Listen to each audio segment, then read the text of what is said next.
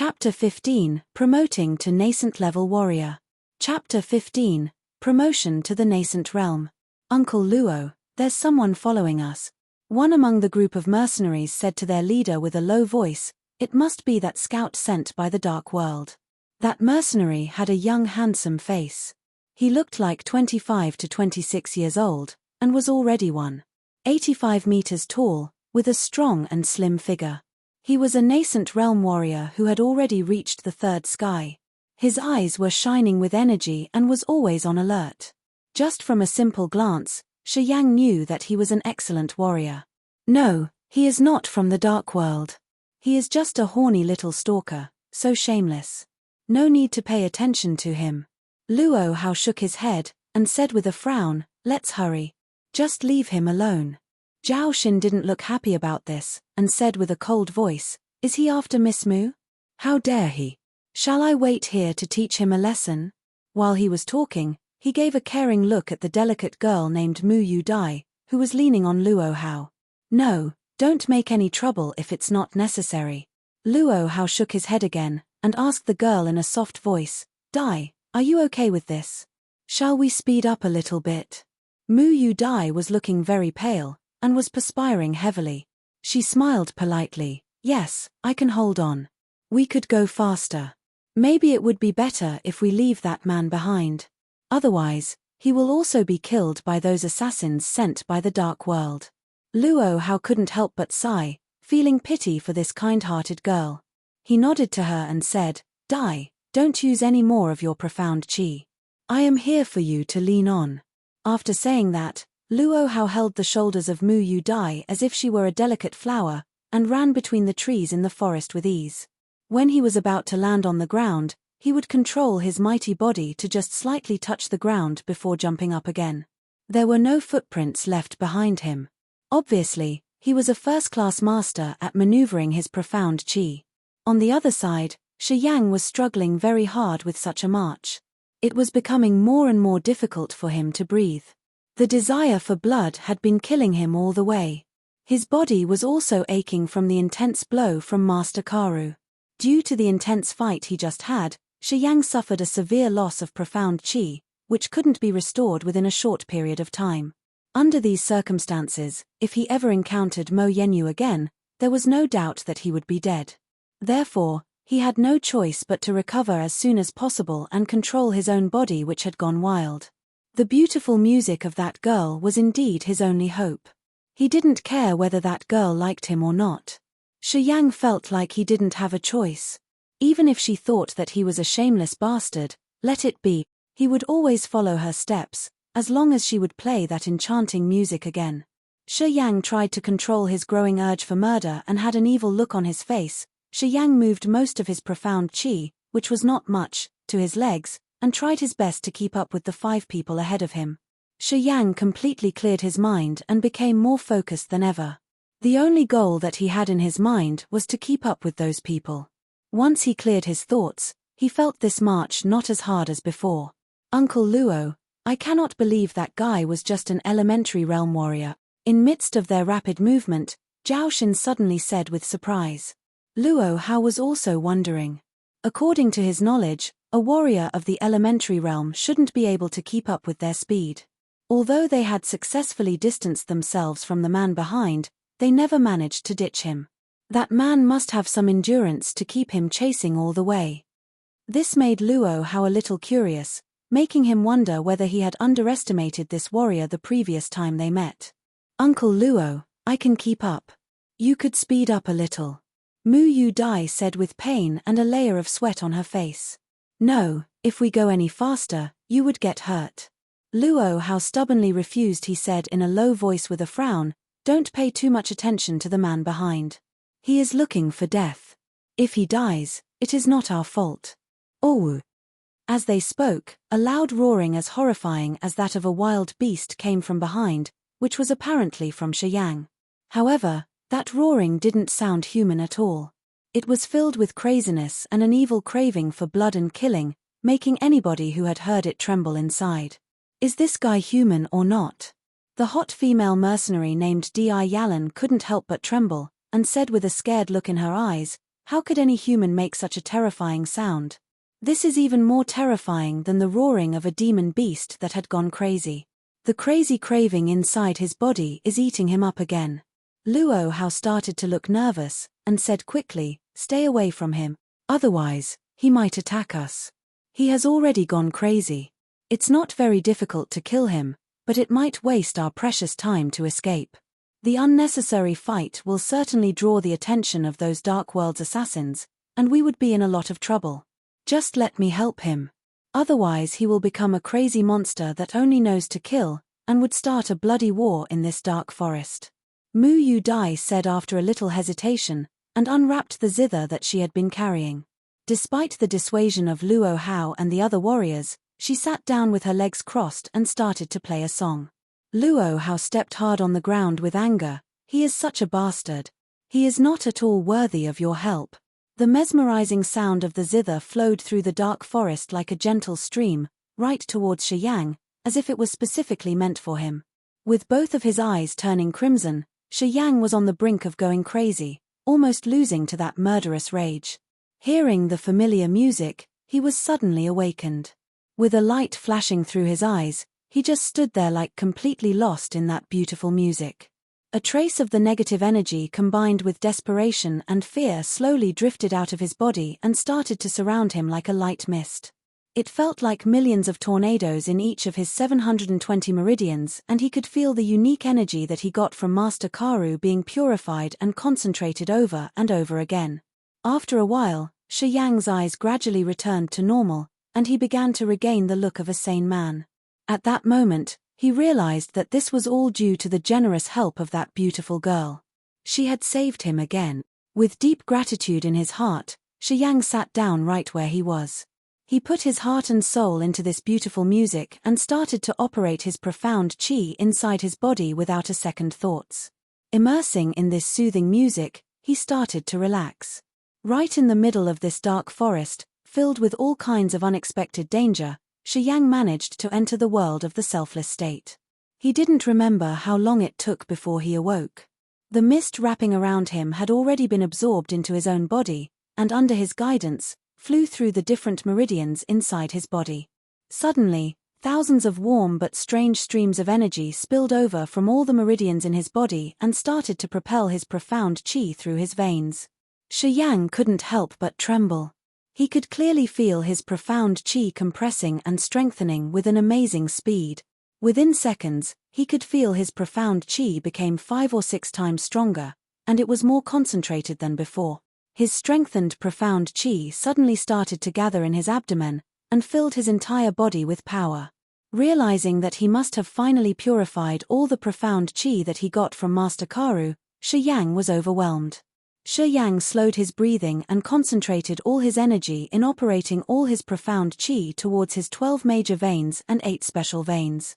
The profound qi stormed through his entire body like a raging flood. Shi Yang was able to unblock all his congested veins, albeit suffering from intense pain. He felt as if his shoulders were finally able to relax. Now that his profound qi had become stronger than ever, he felt like he had unlimited potential. The sun had already set, and the moon was shining brightly in the starry sky. With the last of his veins cleared, Shi Yang was very excited. He was trying very hard to contain his exuberance, while operating the profound qi in a cycle throughout the body. When his cycle was finally over, Shi Yang felt like he was waking up from a very long dream. He looked up at all the shining stars in the sky, feeling nothing but unparalleled happiness. Now that he had broken through all the veins in his body, he could be said to have promoted to the nascent realm. From the profound qi that he got from Master Karu, and through the incidents when he almost lost his mind and went crazy with bloodlust, he had finally purified all the power he got from Master Karu and broke through all his veins with the newly purified and concentrated profound qi. Now he had finally entered into a whole new level. After purification of all the energy he got from Master Karu, the bloodlust that had once tangled his mind had suddenly vanished. Now that he thought about it, Shi Yang realized that every time after absorbing the profound qi from the dead, and until the profound qi was completely purified by his meridians, there would always be some negative energy spilling over from his meridians, which would trigger the darker side of himself and drive him into a state of insanity. Because the first few victims of him were just elementary realm warriors with moderate energy, he could still control the negative desires. But Master Karu was a nascent realm warrior, with the power far beyond Shi Yang's league. There was too much negative energy within Master Karu's profound chi. Therefore, that time Shi Yang couldn't control the negative energy, and almost lost his sanity. Right now, since he had fully purified the profound chi that he got from Master Karu and entered a completely new level, Shi Yang didn't need to worry about the eruption of the evil power anymore. Kaka. Shi Yang stretched his body a little and stood up slowly. He was feeling completely refreshed. The broken bones in his chest also seemed to have recovered. Shi Yang checked his body for wounds, but found them all healed. This made him extremely happy. He knew that his speedy recovery was not only due to his promotion, but also had something to do with his immortal martial spirit. Right before losing himself to the music, he had felt the cells near his chest wounds repairing and beginning to heal. Looking around, Shi Yang realized that the location he was in was completely exposed, with no tree cover or shade. Realizing that he had been operating his profound chi here, forgetting everything around him, Shi Yang felt lucky that nothing unexpected had happened to him. By practicing his profound chi in such an exposed location, had Mo Yenyu still been looking for him, he would have definitely been captured by her. At present, that mesmerizing music was long gone. He remembered the sky was still bright when fell under the effects of music, however, now it was already midnight. He must have been practicing for a long time without realizing. He felt immense gratitude towards that beautiful girl. She had saved him more than once. The first time she might have saved him unintentionally, but the second time, it was specifically for him. Based on the discussion he overheard from the 5 people, Shi Yang realized that they were being chased by someone. However, he didn't think too much and decided to continue following them. He didn't like owing favors, and so he decided to pay back the girl's kindness in his own way. Chapter 16, Treasure. Chapter 16, Treasure. Beside the small gentle stream, the ground dragon was drinking water quietly, its robust body covered with scales. Mo Yenyu was sitting upright in a sedan high on the dragon and playing with a blue smoke bomb in her hand, lost in thought. Recently, she was haunted by Shi Yang. Every time she remembered the cold decisiveness in Shi Yang's eyes, she became restless. How she wished she could catch him and ruin his veins and bones. Given Master Karu's death, she had already released the medicine slaves who were of no use now. With her were 11 warriors from the Mo family who were only of the elementary realm. Their power was insufficient to help Mo Yenyu search for Shi Yang. As such, she could only wait for the relief troops from the family. All of a sudden, a pale blue light shot up across the sky some 5 miles ahead. They have arrived. Mo Yenyu's spirit rose. She immediately threw the blue smoke bomb up into the sky, and thus the same pale blue light was seen above her. The warriors around the ground dragon rejoiced with a lively outburst of happiness as if they were getting ready for a fight. In less than a quarter of an hour, 3 dark shadows showed up from afar and flew in their direction. The first of them had a graceful beard and wore an indifferent smile. He approached near Mo Yenyu and laughed loudly. "Yenyu, where is Master Karu?" "Third uncle, Master Karu is dead." Mo Yenyu explained in a very unwilling manner, "We met a thief midway. He was only elementary ranked, but he still was able to kill Master Karu. I just can't figure it out."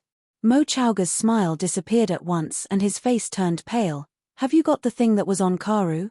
Mo Yenyu shook her head. "It was taken by that thief." "Stupid." Mo Chowga cursed in a low voice.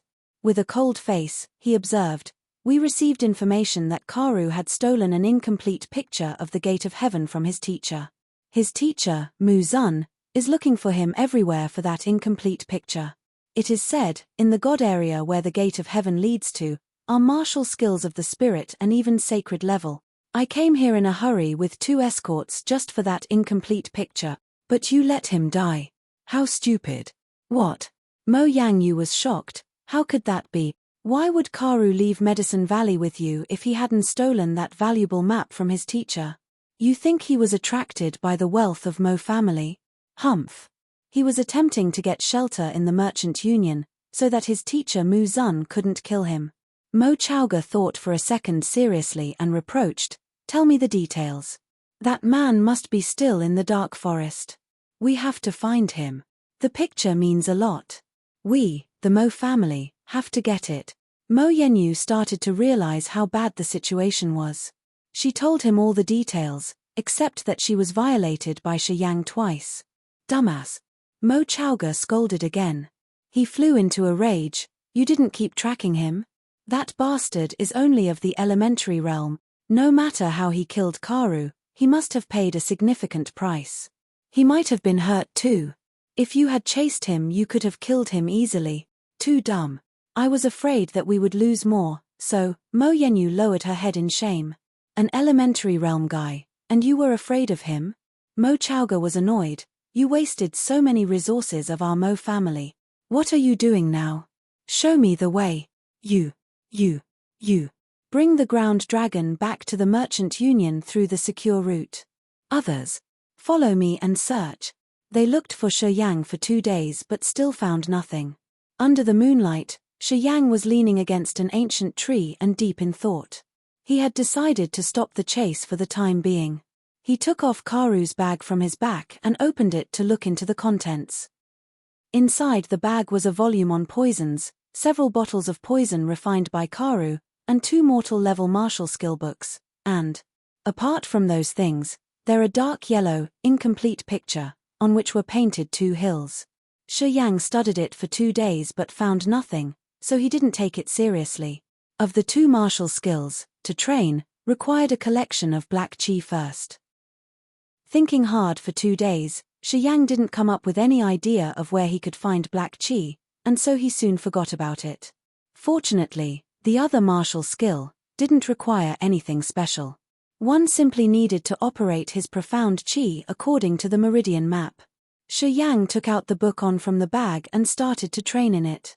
He was determined to learn that skill and thus made every effort in remembering the mnemonics of the skill. Was a defensive martial skill. It used profound qi to form a layer of dark light around one's body in order to defend from an enemy's assault. It was just a mortal-level martial skill and needed no requirements but one, the flow of profound qi. Shi Yang packed the bag and observed the surroundings for a while. Assured that it was safe, he quietly climbed up a tree behind him, hid himself in the thickets, and started to train there. After reaching the nascent realm, his veins were as smooth as silk. Once he thought of moving his profound qi, it would immediately flow into the veins. Sitting in meditation, Shi Yang operated his profound qi quietly and trained according to the meridian map 4. The profound qi flew around his body like a gentle stream in a controlled manner. At once, Shi Yang sped up the circulation of his profound qi. Pump! Suddenly a hazy black light started emitting from Shi Yang. It gradually started forming a layer over his whole body. Shi Yang was quite sure that he was training in the correct way, so he once again accelerated the profound qi. The black light emitting his body began to grow in intensity. At first it was only half a meter, then it formed a 1 meter thick layer, exactly the same as Karu's. A long time passed. Shi Yang exhaled a mixed breath and opened his eyes leisurely. The profound qi in him had already finished 6 big circulations. Success. Shi Yang smiled. He found that it was very easy to train in merely 1 night, he had grasped the essential part of this martial skill.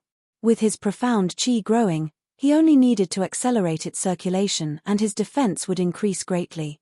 Up in the sky, the moon had disappeared. Dawn was coming near. Shi Yang was not in a hurry to leave.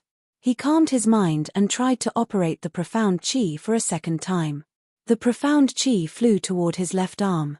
Once it arrived at the first meridian, Shi Yang had another thought and his profound qi promptly started rotating in that meridian. After 3 breaths, Shi Yang changed his mind again. Immediately, the profound qi flew backwards and he felt a splitting pain in that vein. It was the phenomenon that occurred while training. Enduring the pain in his arm, Shi Yang continued to circulate his profound qi.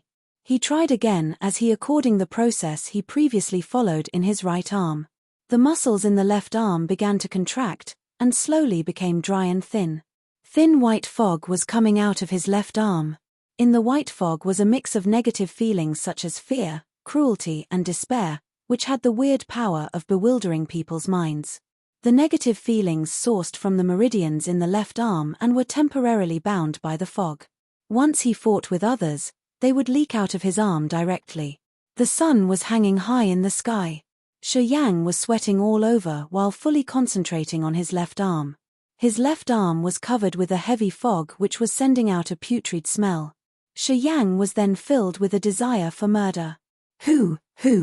Shi Yang was trying very hard to control his desire. He withdrew the profound qi in his arm little by little, back into his abdomen. Therefore, his arm gradually went back to normal, and the white fog around it began to drift back into his meridians through his veins, till none of it remained around his arm. Shi Yang leaned against the tree trunk with a deathly pale face. Exhausted, he was drowned in mixed feelings. This martial skill was able to induce all the negative energy in his meridians, though the negative energy would also disturb his mind. This martial skill was a double-edged sword in battle, which would make him lose his mind. It did bring a warrior enormous power, but it was at the same time very dangerous. Nevertheless, Shi Yang remembered when broke Karu's, and the odd state of Karu when his brain was invaded by the negative energy. Shi Yang thus made up his mind to train this vicious martial skill with his whole body. He wanted to know what would happen to his body when all the negative power within his all meridians was induced. He had this vague thought that as long as he finished training the first sky of, his body would have a major shift and that his strength would surge by 2 times. Shoo, shoo, shoo. There came a sound of someone approaching from afar. Shi Yang frowned, and slowed his breathing. He then started observing his surroundings. Not before long, 7 shadows, each of whom were wearing a grey gown and a pale mask, stopped under the ancient tree, seeming to be waiting for something. On the shoulders of 6 of those 7 men were signs of silver stars, while on the last one's shoulder was a sign of silver crescent. Woon, woon. A weird sound came from the grove ahead, sounding like a communication signal. Under the ancient tree, the tall, thin man with the crescent on his shoulder had a cold look in his eyes. He listened to the surroundings for 5 seconds and remarked, according to the secret message, "They have been spotted in a valley 20 miles away. Now chase after them." The troop of 7 people passed rapidly. 10 seconds after they left, Shi Yang stuck his head out of the leaves. After thinking for a while, he jumped down the tree and followed after them secretly. Chapter 17, 10 times of gravity. Chapter 17, 10 times gravity. The serene valley was now filled with broken weapons. Luo Hao, Zhao Xin and other men were encircling Mu Yu Dai, defending against the fierce attacks of those from the dark world. The tall, thin man in a grey gown, on whose shoulder was an embroidered silver crescent, was directing his 8 subordinates to encircle the 4 of them. The eyes were cold and ghastly under their pale masks. "Miss Mu, you'd better come back with us to the Lord of the Dark World, or we don't know what we will do to you." The tall, thin man in grey gown, seemingly the leader, remarked coldly as he was directing his people. Disgusted, Mu Yu Dai shook her head and said firmly, "I would rather die than go back with you guys. So you have decided not to cooperate, Miss Mu. Then I'm very sorry if my people catch you." Pausing for a second, the man grinned, "Luo Hao, you should know how powerful our dark world is. If you go against us, you are bringing about your own destruction. Ha ha." Luo Hao burst into laughter. His voice was resonant. "I'm always alone. To kill me, you dark world would have to pay a lot. You are a dark moon emissary of the dark world, with the power of the second sky of the disaster realm. It's enough to bring you with me when I die. Do you think you even deserve that type of death?" That emissary shook his head and vanished into thin air. The next moment, he was standing 3 meters in front of Luo Hao. He stretched out his left hand, his 5 fingers shaped like a claw, between them glowed a ghost-like green light, which suddenly flew toward Luo Hao and started to twine about him like a ribbon. Luo Hao's facial expression changed a bit. He uttered calmly, "Zhao Xin, you 3. Protect Dai." Boom boom boom. Luo Hao's heart was beating several times faster than before. Around him, the power of gravity surged 10 times. All of a sudden, the 8 men surrounding Luo Hao's group felt an immense pressure, as if they were being pressed down by a huge mountain. The pressure almost made them kneel on the ground. Even the crescent emissary was affected. However, he grunted and said, "Luo Hao, what a surprise. Yours is truly at an advanced level. 10 times gravity. No wonder you are so arrogant. Ha ha ha. If I can't even do that, how could I claim that I will bury you with me?" Luo Hao replied calmly, with an indifferent smile on his face. Meanwhile, the broadsword on his shoulder gave out a dazzling blue light, increasing that monstrous pressure. Luo Hao laughed loudly as he wielded the sword in his hand, and walked right in front of Mu Yu Dai, obstructing the crescent emissary. After the crescent emissary displayed a gloomy green light had pervaded the air. But it seemed to be influenced by the increased gravity, for the crescent emissary had difficulty controlling it. He curved his fingers and pushed forward, as he encircled Luo Hao with other 3-star emissaries. "Zhao Xin, take Miss Mu away," Luo Hao shouted. The broadsword in his hand gave out a bright blue light, and looked like a shooting star when slashed. It was able to obstruct the enemy and bar their way. Shi Yang was hiding behind an ancient tree, some 50 meters away from the fight. He gazed at the fight with a rigid face, with his eyes shining in the dark. All the people from the dark world were at the nascent realm. And that crescent emissary had reached the second sky of the disaster realm. It was too much for him. If he hastily took action, he would be easily killed before he could move near Mu Yu Dai. Shi Yang was envisioning various scenarios for the best possible approach. A few seconds later, his eyes radiated. He grabbed his bag cautiously and took out the bone-cutting powder, which was wrapped in a soft cloth. Lowering his body, he then quietly climbed out onto the tree branch. Through the long branches of the tree, Shi Yang was moving cautiously toward the battling crowd. Bone-cutting powder was a drug invented by Karu, the alchemist who was unmindful of his work. It made one's veins and bones become numb, decreased their power. Its effect could last for 3 hours, enough time to change the result of a battle. "Zhao Xin, leave," Luo Hao roared, as his sword radiated with blue light. He, by himself, was fighting against the Dark World's assassins. "Miss Mu." Zhao Xin was anxious. He stamped on the ground and said, "Hurry please." Mu Yu Dai looked tranquil, but her eyes showed stubbornness. She spoke softly, "I won't leave. If you 3 stay, we might win. But once we leave, Uncle Luo will definitely die. Without Uncle Luo, we can't win against the Dark World anyway. We would still be caught." "Good. Let's fight till death." Zhao Xin was a smart person. Upon hearing Mu Yi Dai's words, he made up his mind and shouted, "Di Yalan. Hu Long, fight." They encircled Mu Yu Dai, took out their sharp weapons, and charged with all their strength toward those Dark World emissaries. "4 of you, go and take care of those 3 kids."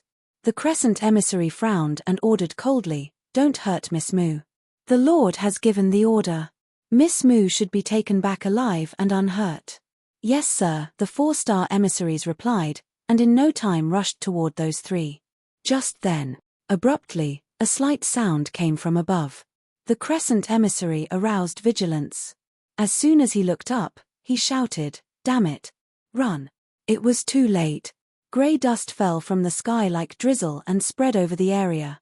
Everybody, including those from the Dark World, were covered by the dust. No one was spared.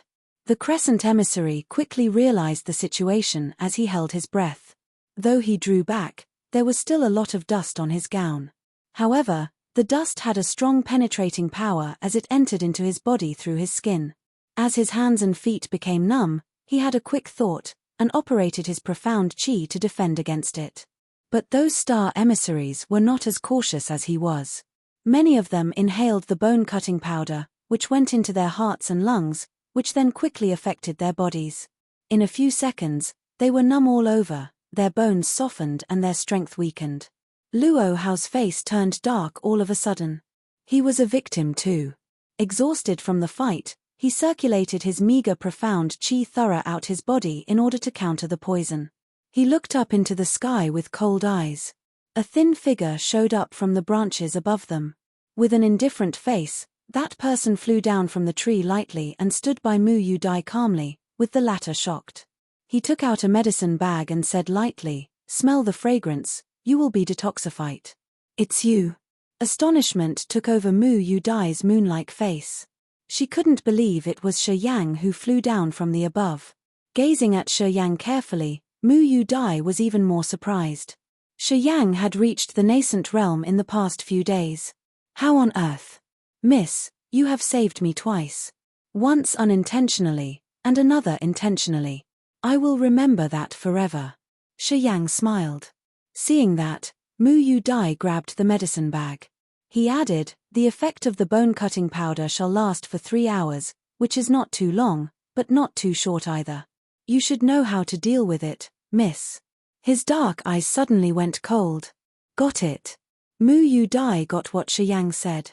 She took a deep breath of the fragrance, and then passed the bag to Zhao Xin near her. "Quick."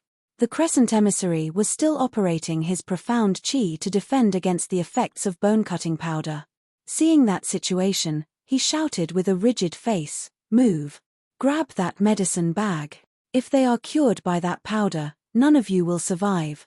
After saying that, he forced his profound qi and dashed toward Luo Hao. As soon as those star emissaries comprehended the situation, they began to besiege Zhao Xin again, despite the poison in their bodies. Before Zhao Xin could get the medicine bag from Mu Yu Dai, he was surrounded by numerous attacks. His face turned pale, and he had to give up on the medicine bag. Instead, he concentrated and began to confront those emissaries' attacks. So were Hu Long and Di Yanglan. Under the fierce attacks of those star emissaries, they couldn't even breathe from the medicine bag. Mu Yu Dai held onto that medicine bag, but couldn't get a chance to pass it to others, so she became very anxious. Helplessly, Mu Yu Dai turned to Shi Yang. Her beautiful eyes were asking for his help. Everybody else was poisoned by bone-cutting powder, and she couldn't operate her profound qi wildly. Although Shi Yang was low-ranked, he was quite important now. Seeing Mu Yu Dai's pleading eyes, Shi Yang smiled and asked naturally, "Miss, may I know your name?" "Mu Yu Dai. A nice name." Shi Yang nodded, and imprinted that name in his mind. Under Mu Yu Dai's gaze, he darted out instantly. With a dagger in his hand, Shi Yang broke into those emissaries and wielded his dagger with a serious face. The dagger made cold streaks in the air. In no time, the star emissary who was most affected by the bone-cutting powder had a deep wound in his neck and fell to the ground on his back. Shi Yang made swift moves amongst those emissaries and left scars on them, his body flashing like a sharp weapon. Mu Yu Dai combed her short hair to the side of her ear with her hand. Astonishment flashed through her eyes, and there was a weird look on her face. I just wanted him to pass them the bag." Chapter 18, Being Pursued. Chapter 18, Being Pursued. A star emissary fell on the ground, and his profound qi was siphoned off. Shi Yang circled thrice around him, and his meridians were charged with foreign profound qi. Waving his dagger, Shi Yang was covered in dark light. He moved among those star emissaries swiftly, avoiding their attacks while leaving wounds on their bodies. 3 star emissaries were completely poisoned by the bone-cutting powder. Their hands and feet were losing strength slowly, and their movements were becoming very slow. Assaulted by Shi Yang, the 3 stood in a triangle, supporting themselves arduously. Shi Yang looked indifferent as he moved about like a ghost. Between the waves of that dagger, icy light exploded. One of the star emissaries was hit in the back, so he couldn't help but shout, "Kill this bastard first." The other 2 star emissaries nodded in hatred. Letting go of Zhao Xin, Di Yalan, and Hu Long, the 3 emissaries spared no effort to operate their profound qi. 3 streaks of rainbow light sprang from their hands. The rainbow light flew toward Shi Yang like a sentient arrow, reflecting the thoughts of its masters. "Be careful. That is from the dark world." Mu Yu Dai cried, "Don't keep the image of that in your mind, or it will chase you forever." Shi Yang decisively moved out of the entanglement, dropping any ideas of fighting against the enemy, and cleared his mind. In an instant, the 3 lost their direction and shot toward the grass in the distance. Bits of grass burst out in the explosion. "Damn it! 1-star emissary cursed, and prepared to use some other tricks. Just then, Zhao Xin smelled the medicine bag and gradually recovered from the bone-cutting powder. Realizing this, the star emissary who was ready for trouble, dashed toward him. Zhao Xin swung his arms. His arms started to stretch out and draw back like a snake. Like a snake, Zhao Xin clasped the emissary, binding him from all angles. Hu Long! Mu Yudai shouted, and threw the bag to Hu Long, who smelled the bag and quickly dashed out. As Zhao Xin and Hu Long had both rejoined the fight, Shi Yang felt less stressed. After sniffing the bag, the two got their energy back. But those 3 dark star emissaries got weaker and weaker after they poisoned by the bone-cutting powder. Soon they would be killed by Zhao Xin and Hu Long. Di Yalan, out of the battle. Give this medicine bag to Uncle Luo. Mu Yudai called to Di Yalan as she saw her ready to join the fight. Di Yalan understood what Mu Yudai meant, and rapidly ran to Luo Hao. Shi Yang stopped and walked to Mu Yudai. Standing by her, he looked indifferent, but his eyes kept wandering to Di Yalan. Bordeaux long hair, bronze skin, Di Yalan was wearing crimson armor, which only covered her big breasts, the triangle area, and her cute hips. Her flat belly and shiny long legs were all exposed. Though Di Yalan's face was not that pretty, her figure was really hot, and her dress was wild enough to arouse any man. Even while standing beside Mu Yudai, Shi Yang didn't look at her at all. On the contrary, he couldn't move his goo-goo eyes away from Di Yalan, and didn't even bother to hide his male instinct. Is she pretty? Mu Yudai frowned and sniffed. Apparently she was a little unhappy. Shi Yang came to his senses and smiled to her. Every man will be attracted by this hot girl. Mu Yudai had a gleam in her eyes as she gazed at him for a while, and then she giggled. You are really funny. How old are you? Are you a mature man? Shi Yang was surprised. She reminded him that his body was only 17 years old. And since he was getting skinnier these days, he looked like a 14-year-old boy now. Being in such an immature body and calling himself a man, talking about such erotic thing. Everything he did was really weird. Shaking his head, Shi Yang didn't explain. He pretended to walk away from Mu Yudai naturally and approached Zhao Xin and Hu Long. With a shrill cry, a star emissary spurted blood out of his mouth. His heart was ruptured by Zhao Xin's. He shook for a moment and then died.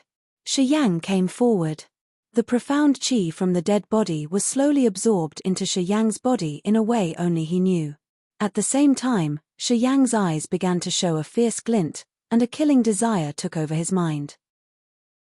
He knew that before the profound qi was purified, that desire would not disappear easily. Having seen what happened with Master Karu, Shi Yang had some experience now. After sensing it carefully for a while, he found that since he had reached the nascent realm, he could suppress the crazy desire in his mind and kept rational after he absorbed the profound qi from the 2 persons who were of the same level.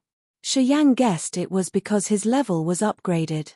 He was merely an elementary realm warrior before, while Karu was of the nascent realm. He crossed a realm to purify Karu's profound qi, thus he went that crazy. Go after them. While Shi Yang was pondering, Zhao Xin yelled, and ran with Hu Long in the direction of those escaping emissaries. Stop chasing. Let's leave right now. Seeing that the leader, the crescent emissary, was running away too, Luo Hao shouted at Zhao Xin and Hu Long. Why, Uncle Luo? Zhao Xin couldn't understand. Luo Hao breathed the fragrance from the medicine bag deeply, and urged, someone's coming. Must be another troop sent out from the dark world. It will be too late for us to leave if the 2 troops meet. Remember, what is important is not killing those emissaries, but to protect Dai. Hearing that another troop was coming, Zhao Xin was astonished, and thus nodded in agreement. Luo Hao said no more. Though he had not entirely recovered, he came holding Mu Yudai's arm and said to Shi Yang, Boy, thank you very much. However, it's none of your business, so don't get involved and suffer. Goodbye. I own Miss Mu a life. Shi Yang did not seem to know how ferocious the dark world was. He looked nonchalant and said, One needs to return in form of a lake for the favor of 1 drop, and Miss Mu did save my life. I discriminate between love and hate. If someone treats me badly, I would pay him back 10 times the hatred. If someone does me a favor, I would also return 10 times the gratitude. I will travel with you for a while. Hope I can help. You sure are a man. Hu Long praised. Di Yalan showed radiance in her eyes, and giggled, Kid, you are not only horny, but also righteous and bold. You peeped me for quite a long time. I was going to teach you a lesson, now you are forgiven. Mu Yu Dai was stunned. She didn't expect Shi Yang to be so fair-minded. She was a little bit moved. Well, if you insist, I would not stop you. Luo Hao replied and nodded. He held Mu Yu Dai and began to run. The other 3 followed them rapidly. Shi Yang inhaled, and followed instantly. With a troop of warriors from Mo family, Mo Chaoga was moving fast through the woods. Suddenly he stopped halfway, rigidly staring at some emissaries from the dark world who had showed up unexpectedly. The Crescent emissary was astounded too. He observed Mo Chaoga and his warriors with questioning eyes. Not knowing where they came from, the emissary was a little worried. Maybe they came to aid Luo Hao. Second uncle, Mo Yenyu murmured. Her intuition was telling her that those people were not here with good intentions, so she wanted to remind Mo Chaoga. Mo Chaoga stared into the Crescent emissary's eyes for a while, and remarked, Our target is a skinny boy around 15 years of age, who was last seen carrying a bag. We have no intention of offending you. The Crescent emissary was secretly relieved secretly. The bone-cutting powder was taking effect in his body now, so he could only utilize 30% of his ability. If he were to fight against Mo Chaoga, the outcome won't be good. Hearing what Mo Chaoga said, he had an idea. He said cunningly, Oh, we have seen that boy. He was with our target. May I know where that boy is now? Mo Chaoga asked politely.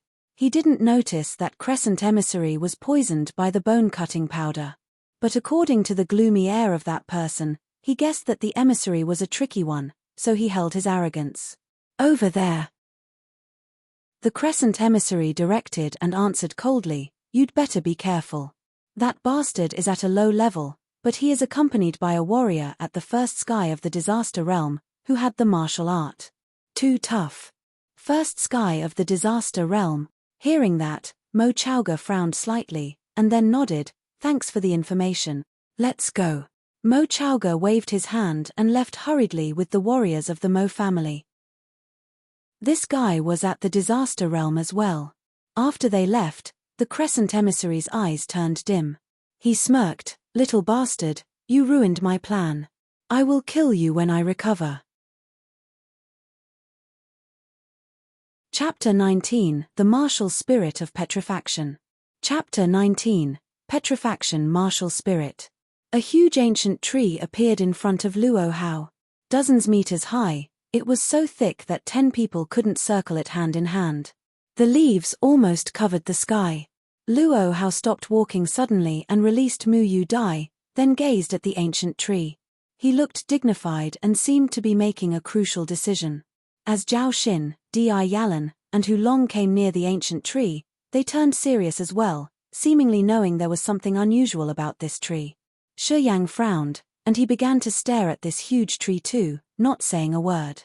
Luo Hao took a deep breath and turned to them, speaking in a low voice. To the right side of this sky tree, there are hardly any demon beasts, so most warriors and trade caravans choose this way when they cross the dark forest. This route is quite safe. Even if we encounter some demon beasts, they would be of low level, level 1 or level 2.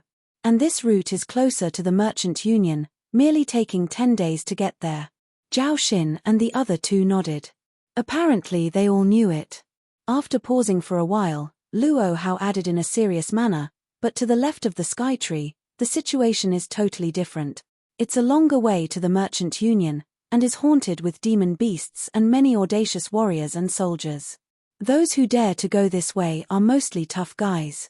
Being in danger all the time, they follow no restrictions of any kind.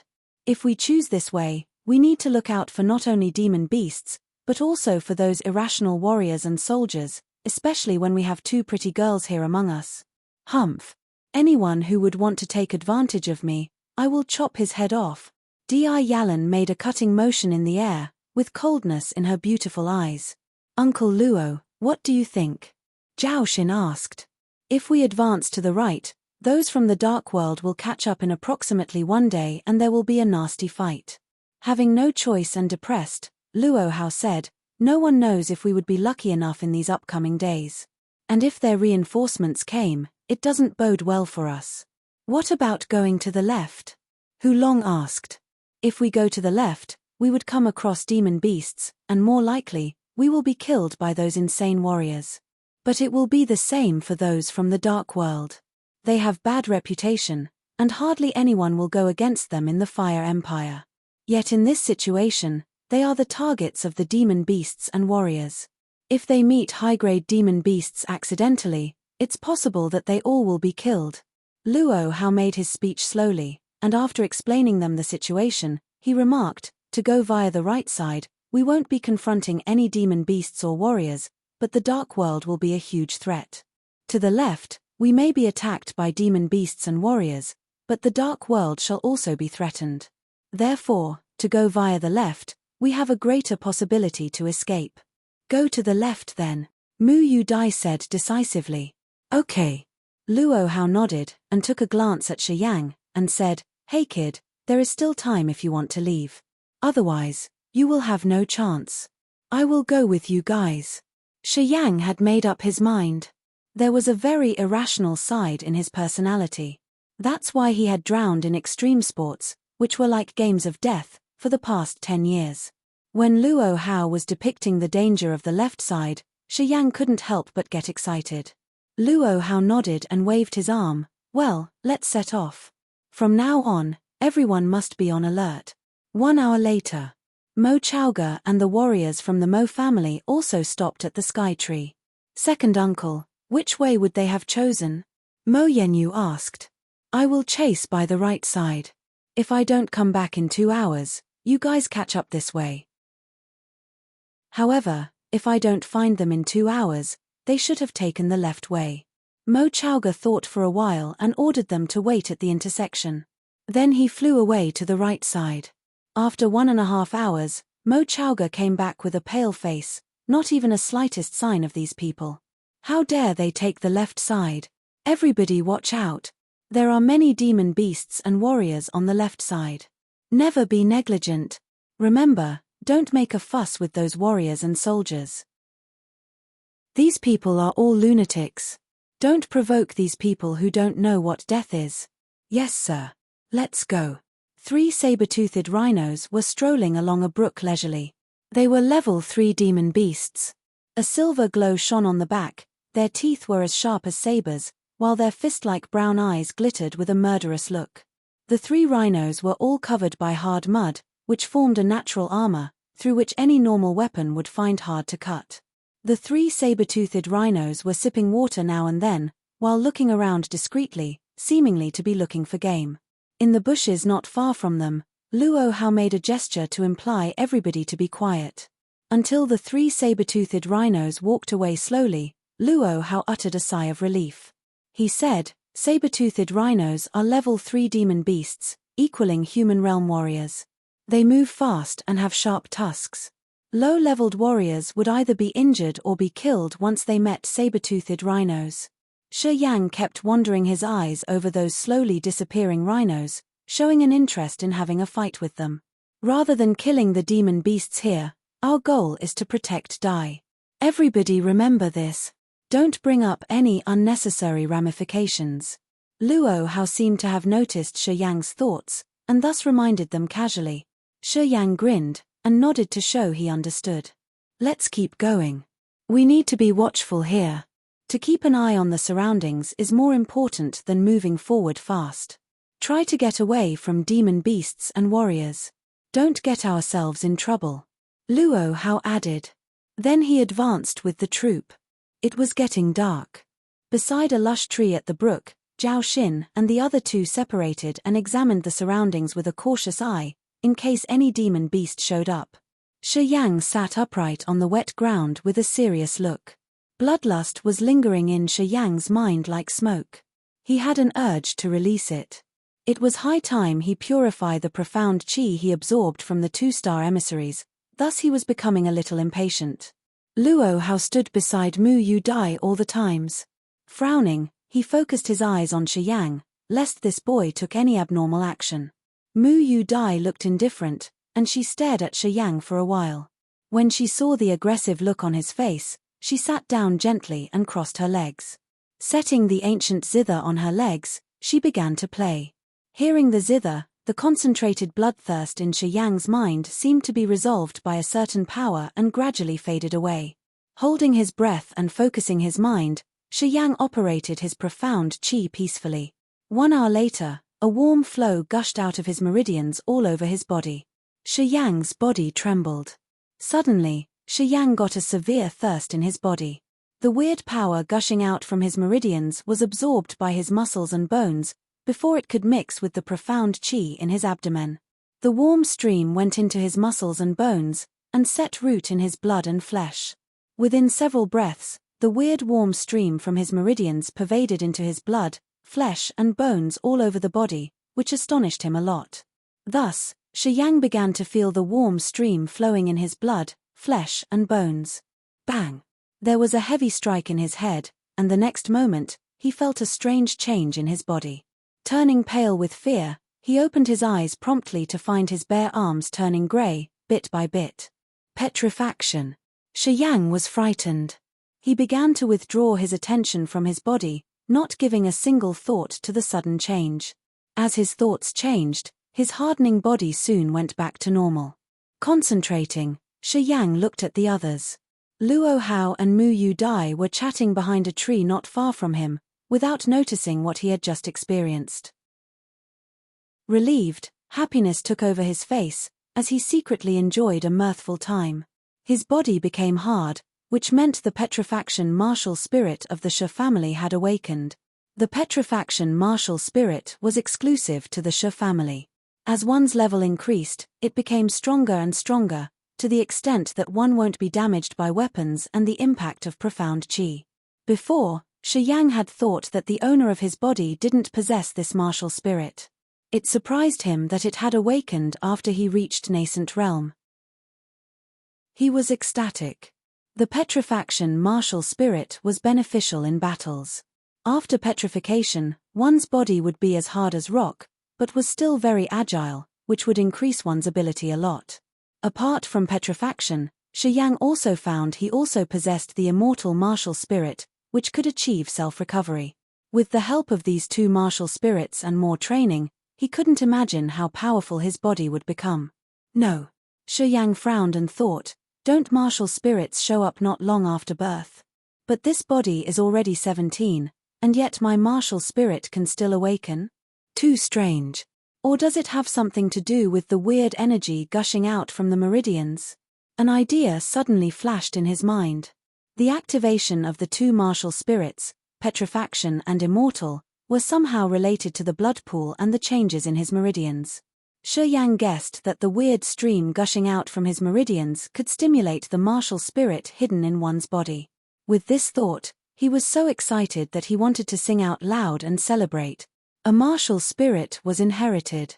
Generally, it got stronger as one's level increased. There were hardly any other ways to strengthen a martial spirit. A martial spirit was the gift that a warrior was most proud of, and also the vital thing to define a warrior's ability.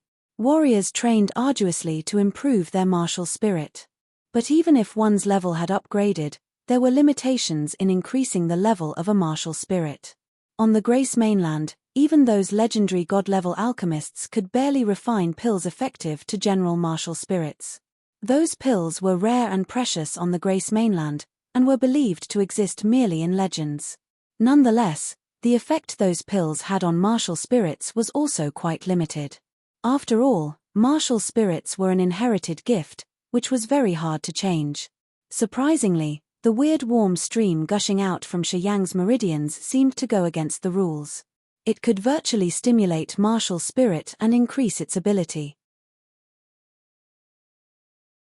Chapter 20 Steel Himself. Chapter 20 Steel Himself. Stars were illuminating the dark sky, surrounding the bright crescent moon. The cool moonlight went through the tree leaves and scattered around, illuminating the quiet and dark forest. Di Yalan and Hu Long were patrolling around, while Zhao Xin was having a rest, leaning against the tree with stable breaths, eyes closed. Luo Hao was standing next to another ancient tree on alert, never relaxing his vigilance. Among the dense leaves of that tree, Mu Yu Dai was sleeping quietly. After a long day's journey, she was exhausted, for she couldn't operate her profound qi at will. Luo Hao looked up at Mu Yu Dai, who was resting among the leaves, now and then, showing a rare tenderness in his eyes. Da. Luo Hao's thick eyebrows frowned, as he saw Shi Yang approaching nearby. He asked in surprise, "Still awake?" "Yeah." Shi Yang nodded and answered in a low tone. He stood still beside Luo Hao, and asked under his breath, "Wouldn't it be easy for them to spot us here?" "Of course not." Luo Hao smiled. "There is no settled route through the forest, and demon beasts and warriors are always showing up now and then, so those from the dark world will find it hard to distinguish our tracks. In this area, those demon beasts and warriors are whom we need to pay more attention to. That is to say, they won't find us easily."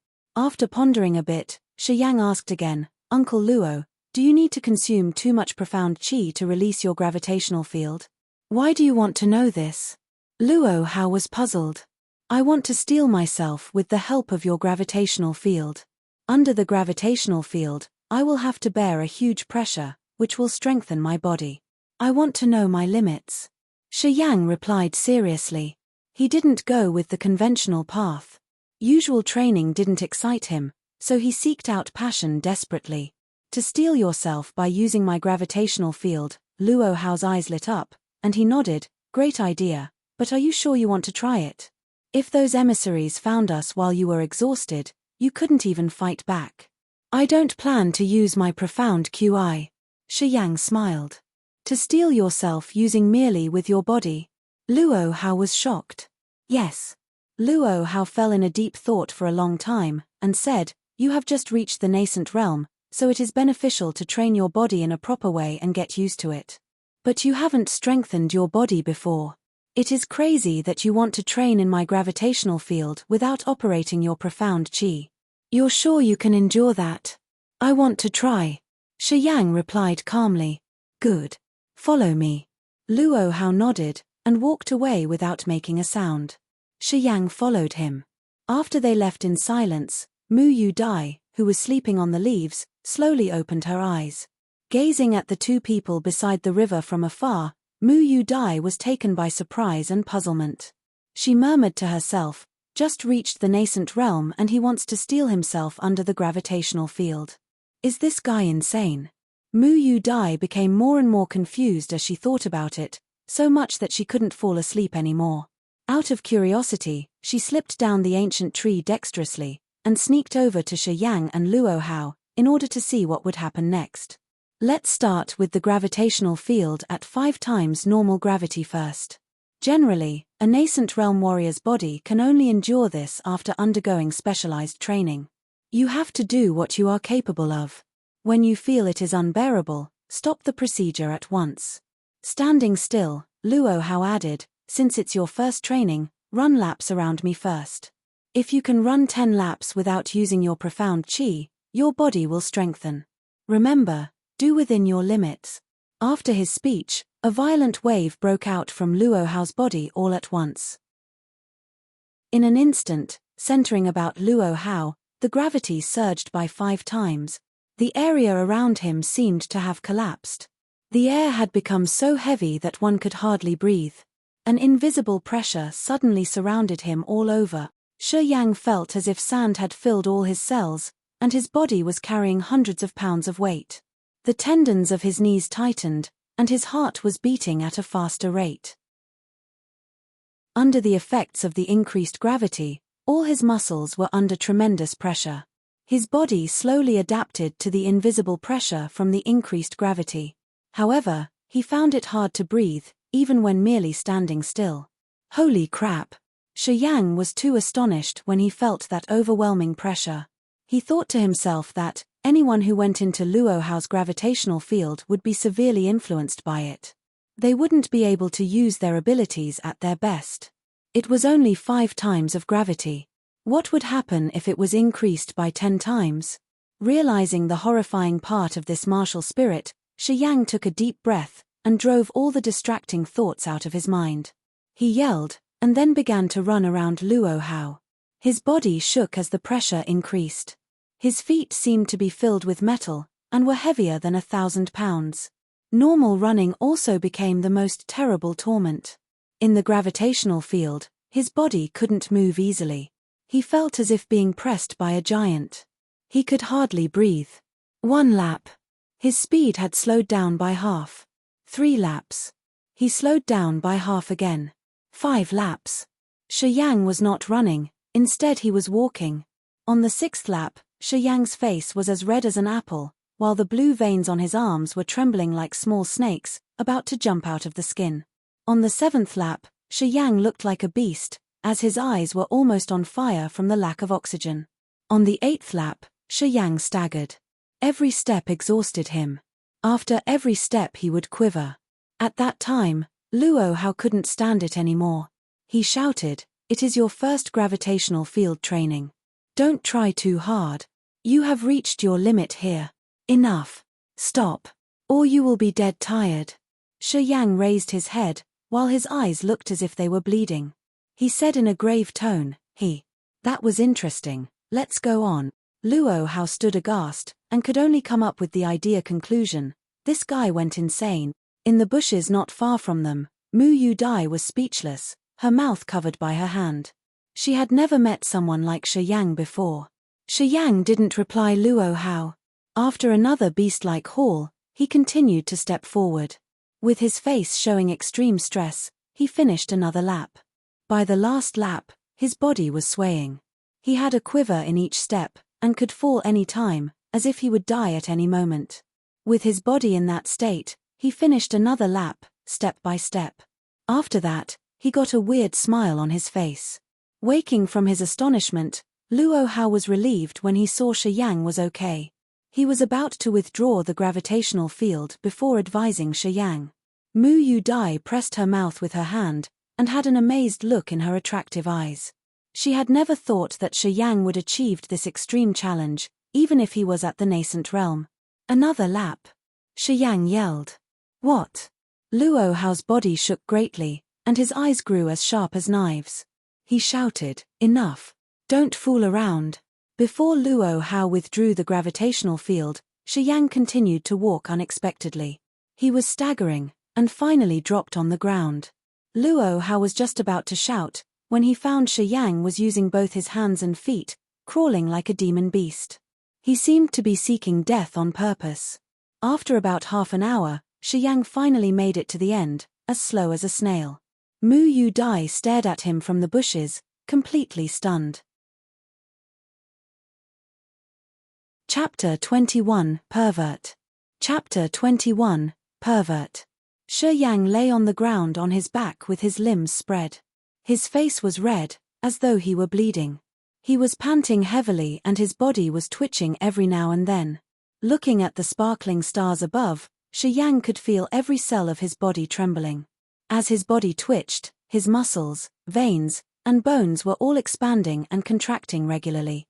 Not using his profound qi, he closed his eyes slowly, and began to feel the fantastic shift in his body, the amazing quivers in the muscles and ribs, the destruction and reconstruction of cells, and the slow increase in strength.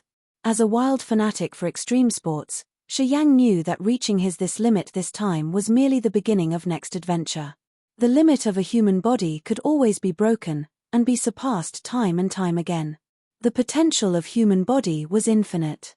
Those extreme sports experiences had taught him that only by breaking the limit could he obtain rapid progress. With his eyes closed, he could clearly sense the changes happening in his muscle fibers, even without operating his profound qi. Sensing it carefully, Shi Yang soon found the immortal martial spirit in his body beginning to work. It was repairing his body in an incredible way, reconstructing and strengthening his torn muscles. Rigorous training under increased gravity enhanced one's explosive force. Only when the muscles tore under these extreme conditions could they become bigger, more powerful, and more explosive after reconstruction. As a fanatic for extreme sports, Shi Yang was so aware of the truth, which had been verified by his repeated practices. He knew the fastest way to strengthen his muscles. Feeling the effects of his immortal martial spirit beginning to reduce the pain in all his muscle fibers, Shi Yang struggled to sit up. He took the food out of his bag and began to wolf it down, feeling happy with his progress. Intensive exercise consumed too much of his energy. He had to eat a lot of food to recover quickly and improve his power. The dry meat was eaten and slipped into his guts, where it was quickly digested and became nutrition. In a very short time, he had finished enough food for 5 people. As he felt the changes in his body, his smile became broader. After exercising his limbs for a while, he closed his eyes and began to circulate his profound qi quietly. As the profound qi moved, Shi Yang felt a slight quiver in his body. Just as he had expected, the profound qi was flowing in his meridians virtually 30% faster than normal. His body became more sensitive after the extreme stress, and likewise, his meridians became abnormally dynamic. His weak meridians seemed to be absorbing the profound qi flowing through them, and with that energy, his meridians expanded and became firmer. Shi Yang had presumed long ago that strengthening the body was as important as training the profound qi. The two were complementary. Once the body was strong enough, the profound qi would condense faster. The stronger the body, the more beneficial it was when operating and condensing profound qi. So maybe, the 2 martial spirits hidden in his body would enhance as well. His first attempt had successfully verified Shi Yang's hypothesis, so he was grinning from ear to ear. In the thick grass far away. Dai, why are you here? You should have a good rest. Get plenty of sleep, so your martial spirit recovers. Luo Hao had noticed Mu Yu Dai when he was training Shi Yang with his gravitational field. As Shi Yang was sprawled on the ground exhausted, Luo Hao came to Mu Yu Dai secretly and complained. I couldn't sleep, so I am just walking around. I just happened to see you training. Mu Yu Dai smiled gently in fear. She paused, and said with a naughty smile, Uncle Luo, was it too much for him? I remember that when you trained Zhao Xin, you had just tripled the gravity. Zhao Xin was at second sky of the nascent realm them, and had the experience of body strengthening before. Why did you quintuple the gravity for this guy? Wearing a bitter smile, Luo Hao shook his head and sighed. I used the quintuple gravity at the very beginning to stop him from wasting energy and make him quit. Who would have known that he was insane? I was shocked in the end too. I tried to stop numerous times, but he wouldn't agree. You mean, you just tried to scare him in the beginning? So he won't ask you to train himself later on? Mu Yu Dai rolled her eyes and felt quite speechless. Yap. Luo Hao sighed again. You know, to control the gravitational field consumes a lot of profound qi, and during that, I can't be distracted.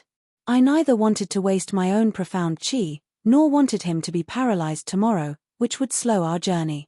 Who would have known that he is a lunatic? So, Uncle Luo, how many laps did you presume that he could have managed? 4 laps. Luo Hao lifted 4 fingers and said in a heavy voice, average warriors who have just stepped into the nascent realm without any systematic body training can only manage 4 laps in the quintuple gravitational field, 5 laps at most. That guy is so small and thin, so I thought he would ask me to stop on the 4th lap. But he finished 11 laps. Mu Yu Dai got a weird expression on her face. She couldn't help but take a glance at Shi Yang from afar, who was sitting there as firm as a mountain and training again. God. He is upright again. What? He can still move. Luo Hao was stunned as he glanced over at Shi Yang.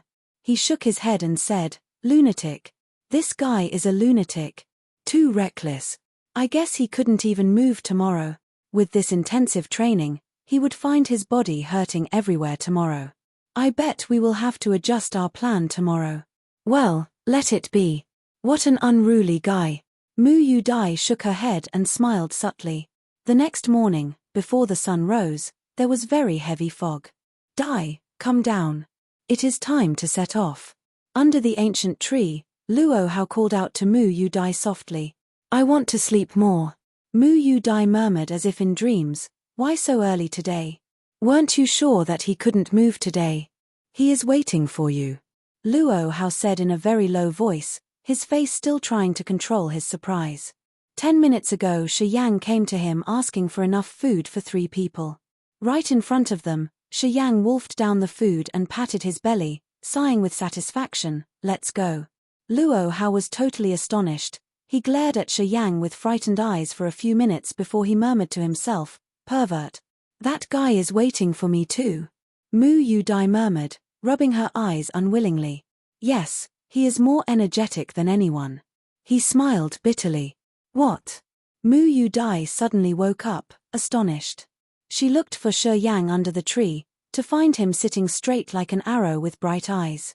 "The same as Luo Hao," she murmured, "pervert." Shi Yang scrutinized his own wearing and was sure that there was nothing strange. He frowned, "Uncle Luo, and Miss Mu, which part of me looks like a pervert?" "Your whole body." Mu Yu Dai chuckled and got in a joyful mood. Her chuckle seemed to bring a spring that made the beautiful scenes in the dark forest seem dim in comparison. Zhao Xin and Hu Long were fascinated with Gugu eyes, but they soon realized their misdemeanor and lowered their heads to cover it up, not daring to look into Mu Yu Dai's eyes directly.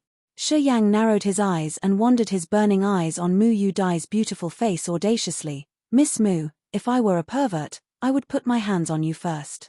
So be careful tonight, I would be unable to control myself." "You should scream loudly then. I love women's crazy screams so much." "How dare you?" Di Yalan sniffed. "Oh, sorry, I forgot there is another pretty woman. Maybe you are angry because I ignored you. Trust me, I will go for you too, don't be jealous now."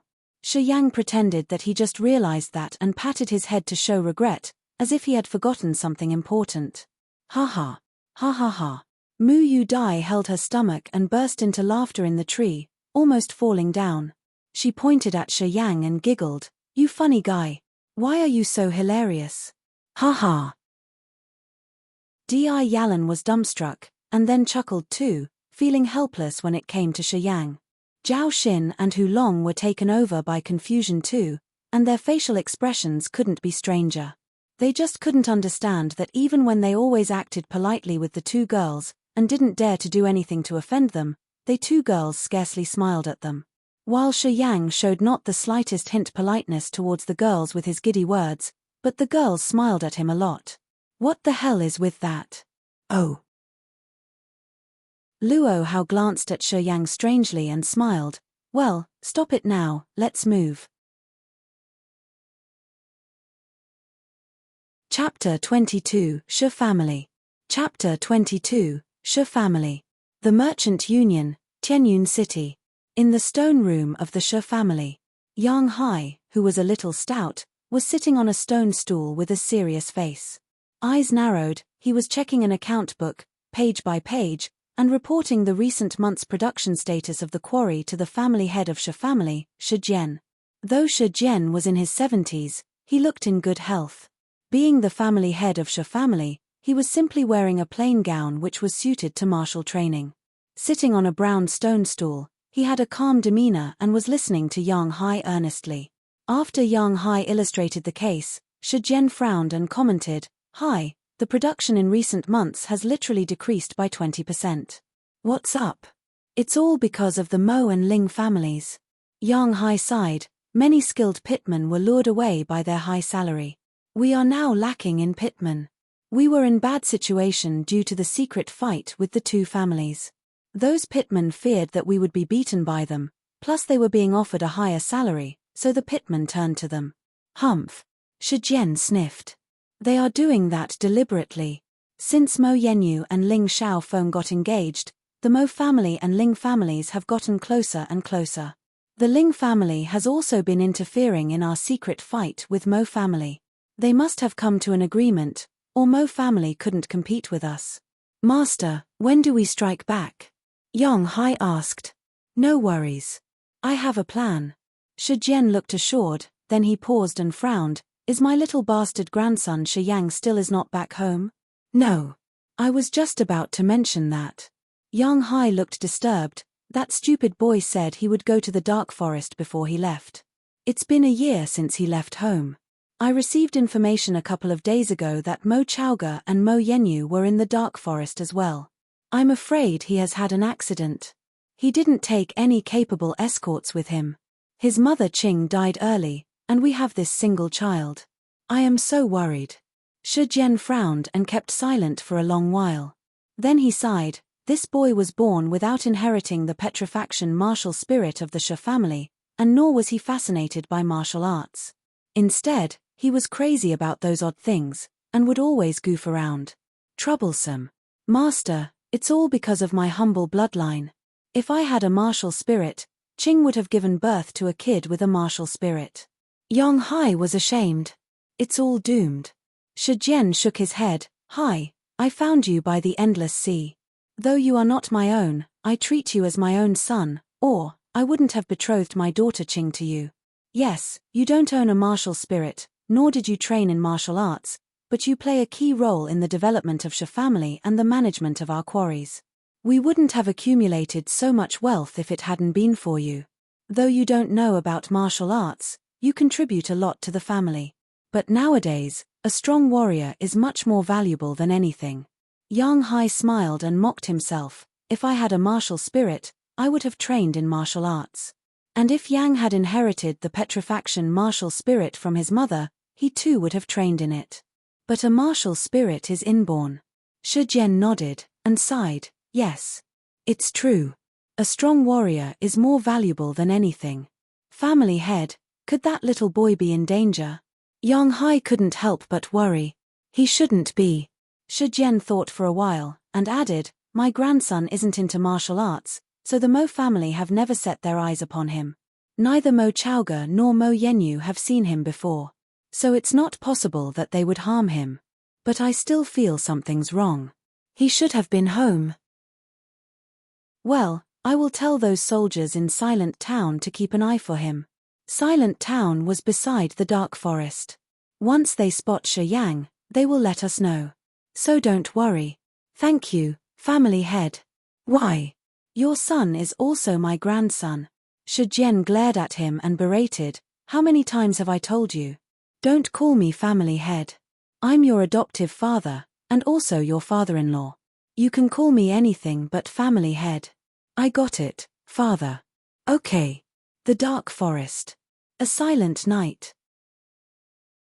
Luo Hao was standing still on the side of the track, with a quintuple gravitational field surrounding him. It was getting very hard to breath. Shi Yang was perspiring from all over his body, as he pounded in the air and jumped around Luo Hao.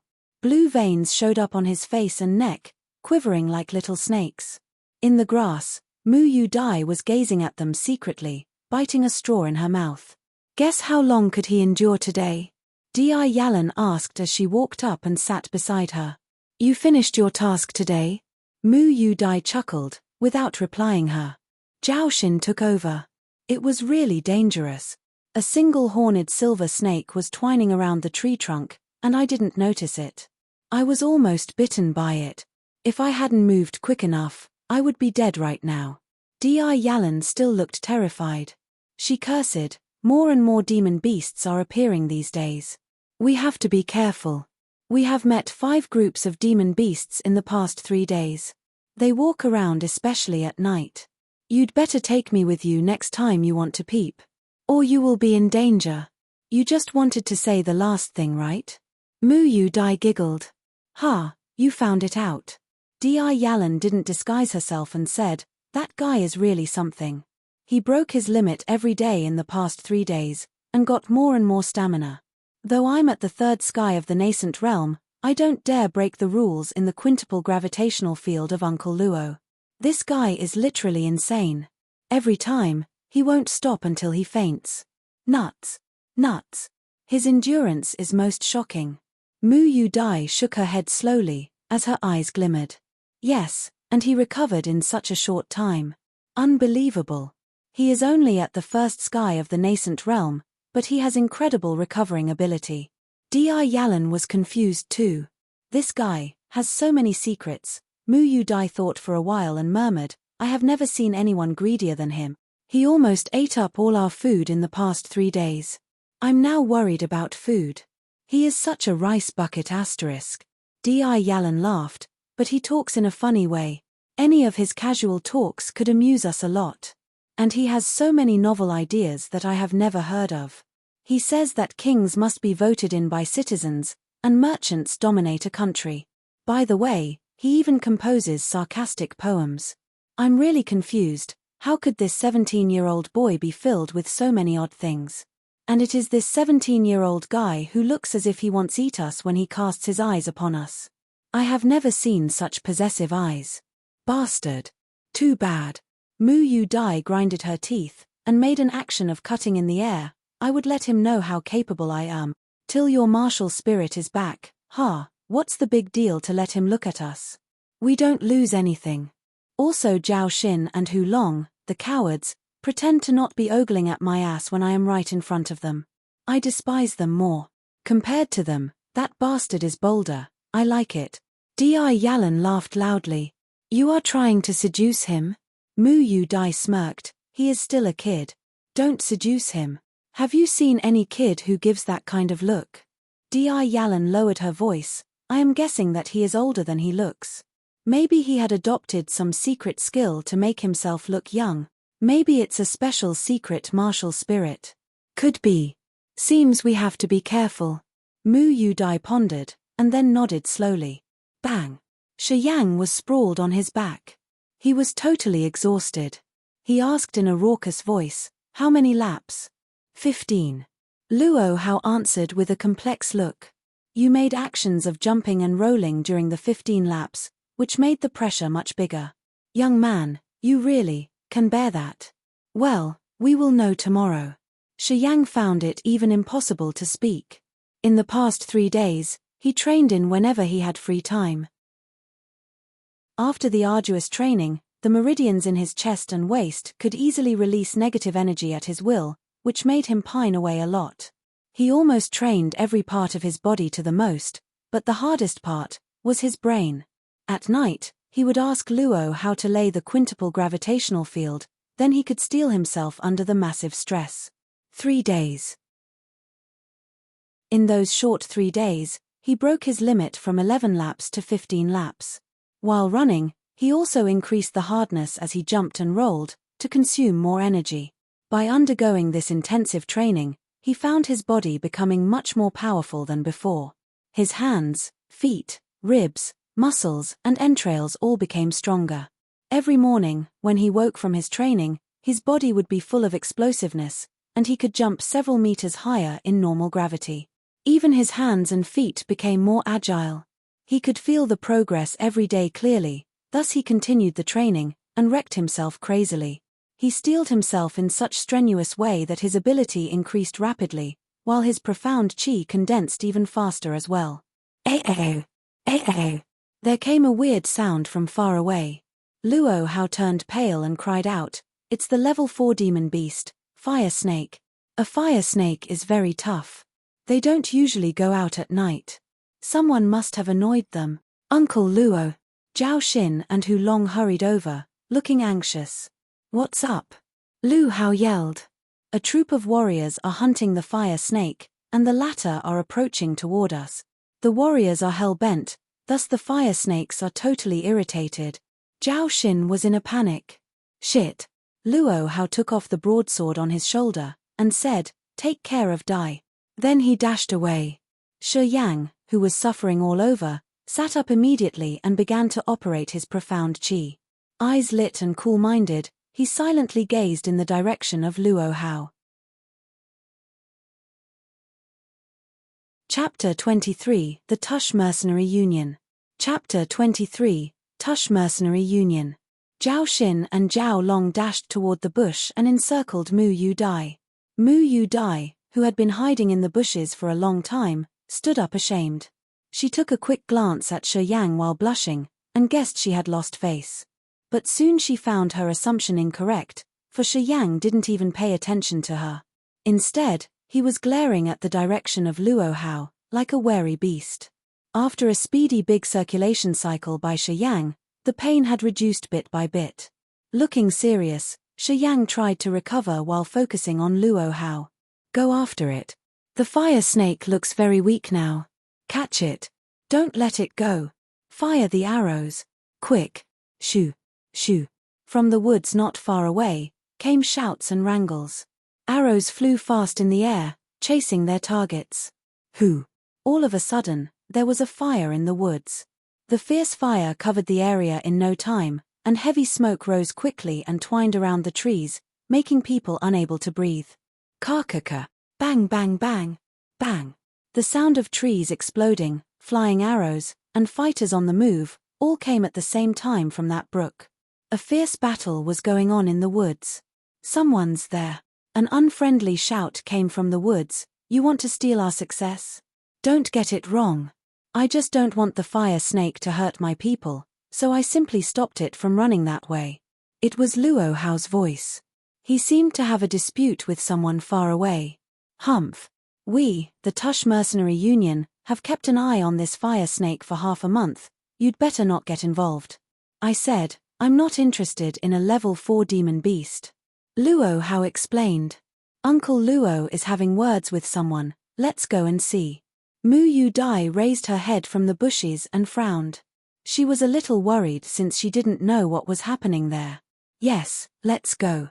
Hu Long grunted, I have heard of the Tush Mercenary Union. They have a very bad reputation. We can't let them take advantage of Uncle Luo. Then let's hurry. Hearing that, Mu Yu Dai began to panic more. Okay. Zhao Xin nodded and said to Hu Long and Di Yalan, you still need to encircle Miss Mu when we reach there.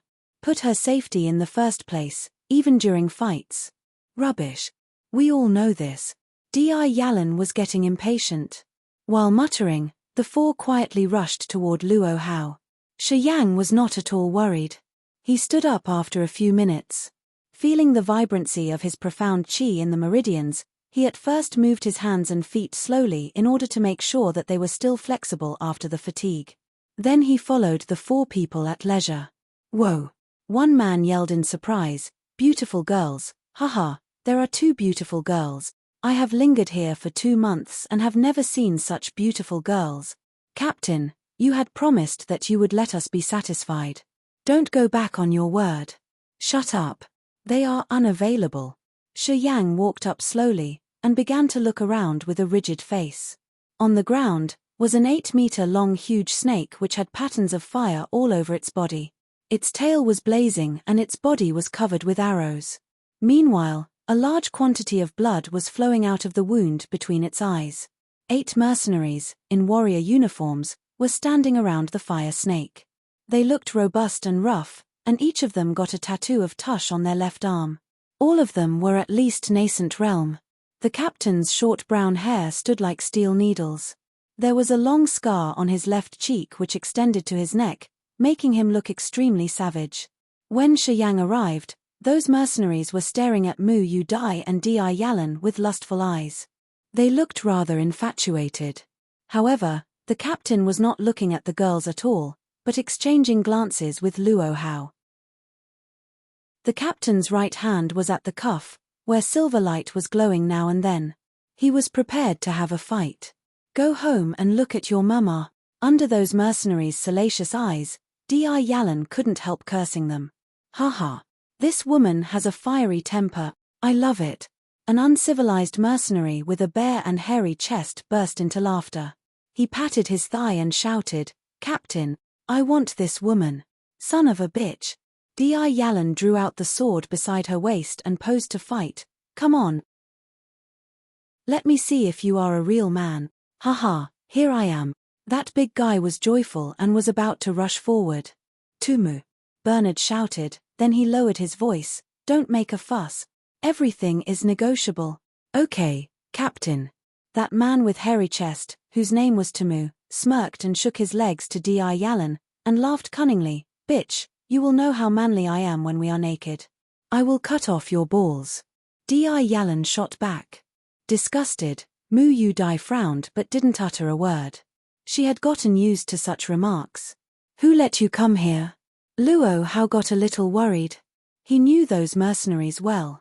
These mercenaries, who stayed here to kill demon beasts, were leading an extremely dangerous life. They could be killed by demon beasts at any time. Under that stress, they didn't care much about morals or laws, and did a lot of nasty things. Mu Yu Dai and Di Yalan were both pretty, and prettiness was the rarest thing in this area. The soft bodies of these pretty girls were the best comfort for those brutal mercenaries, so Luo Hao got a bad feeling at the sight of these men. Shi Yang came up and stood beside Luo Hao silently, and began to observe the Tush Mercenary Union. Tumu. The scar-faced captain of the Tush Mercenary Union, Bernard, yelled out viciously, "Take the things."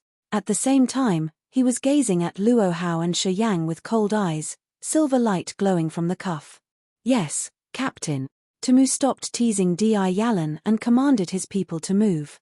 Thus, 3 mercenaries walked up with daggers. They operated on the fire snake with blood all over their bodies. Ripping the skin, gouging the eyes, pulling out the tusks. They were doing it carefully and skillfully. Bernard and the rest of the mercenaries kept staring at Luo Hao and others.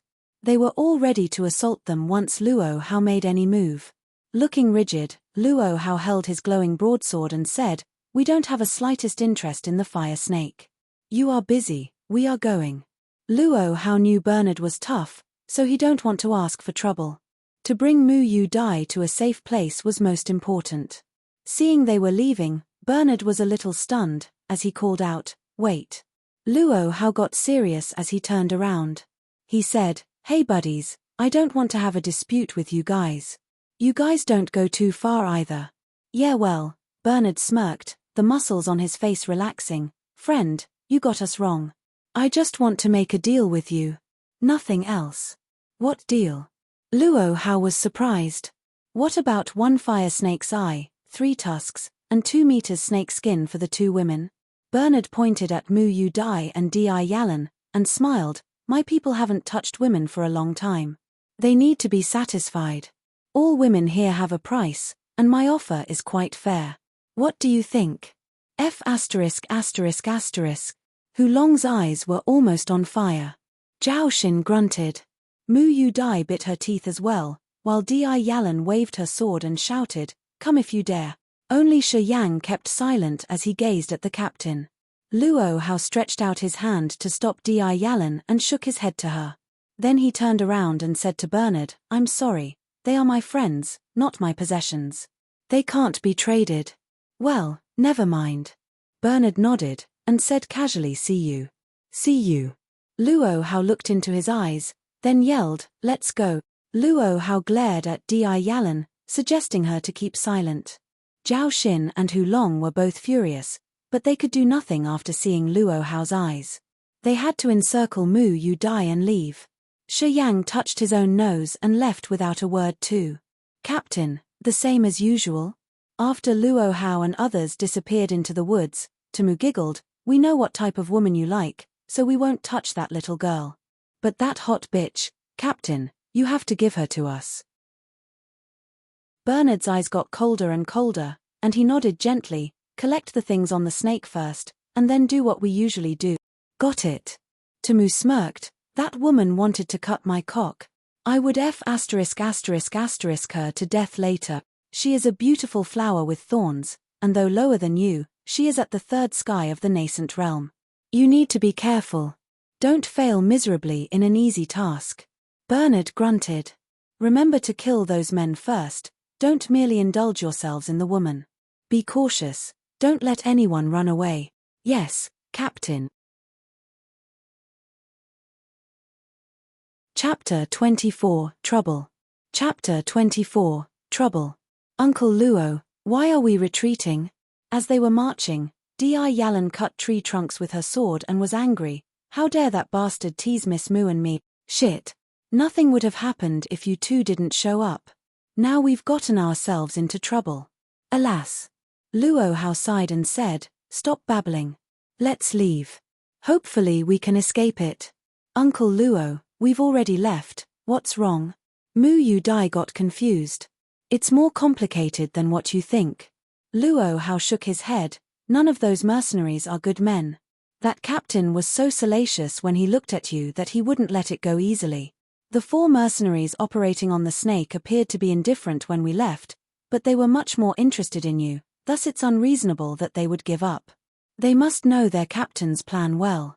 Mu Yu Dai's pretty face turned pale. "Uncle Luo, are you guessing that they would pursue us?" "Not a guess. I'm very sure about it." Luo Hao sighed again. They didn't take action at once, for they were considering the materials on the demon snake. Other warriors and mercenaries may have come up to collect their prey when they were fighting with us. So surely they will chase us after they get the material on the snake. The Tush Mercenary Union have a really bad reputation. I have heard about them doing a lot of bad things. Uncle Luo is right. Hu Long added. Uncle Luo, sorry, we were worried about you. Mu Yu Dai was in low mood. I understand. Luo Hao replied. However, he suddenly stopped and put Mu Yu Dai down gently. Thus, Shi Yang stopped as well. He asked while frowning, what happened?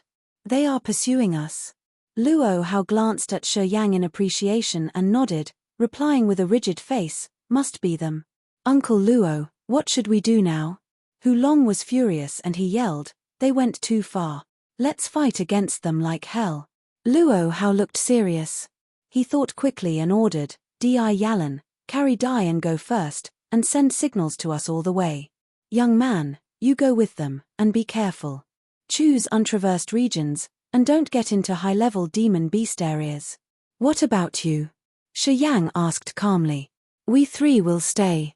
Without Dai amongst us, we can do sneak attacks easily. After delaying them, we will catch up. Those guys won't fight with us if they don't see the girls. They should stop soon. Luo Hao replied fast. Got it. Shi Yang nodded and smiled light-heartedly. Don't worry, uncle, where there are these two pretty girls, there will be me. Okay, go. Luo Hao replied. Di Yalan wanted to stay and fight, but she had to compromise under Luo Hao's firm gaze. She stamped on the ground with regret and crouched to carry Mu Yu Dai. Then she ran to the thickest part of the forest. After some hesitation, Shi Yang took out a paper bag from his bag and put it in Luo Hao's hand. I got this poisonous powder by accident. It is called 7 snake saliva, which is made from poison fluid of 7 types of snakes. It's very easy to use. Just wipe it on the weapon, and when it cuts even a little it will take effect. Before Luo Hao could say anything, Shi Yang smirked and advanced in the direction of Di Yalan. Uncle Luo, wasn't it too mean? A warrior has his own self-esteem. To use poison is contemptible. Zhao Xin frowned and looked at the poison powder in Luo Hao's hand with contempt, then he murmured, we know nothing about that boy, and he's got so many vicious things. It's dangerous to let him stay with Miss Mu. Zhao Xin, there are not many rules here, so cut the crap. We would have been dead bodies if it weren't for his bone-chilling powder, and you wouldn't be here talking about righteousness. Luo Hao reproached angrily and said, everybody gets to keep some powder, but don't use it too early in case it irritates those mercenaries.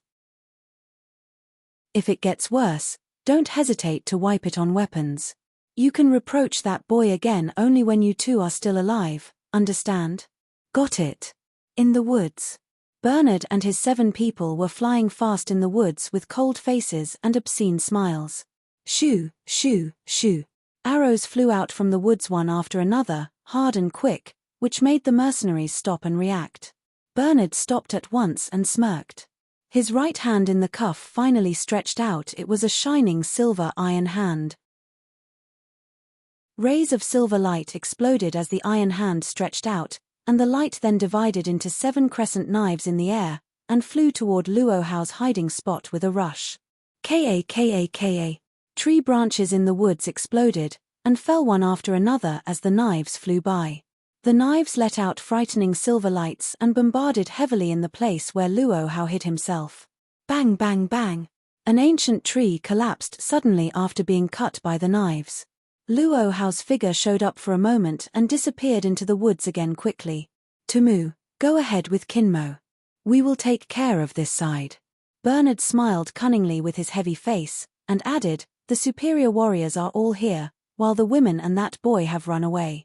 Remember, I need the women alive. If you kill them, you won't get even 1 crystal coin.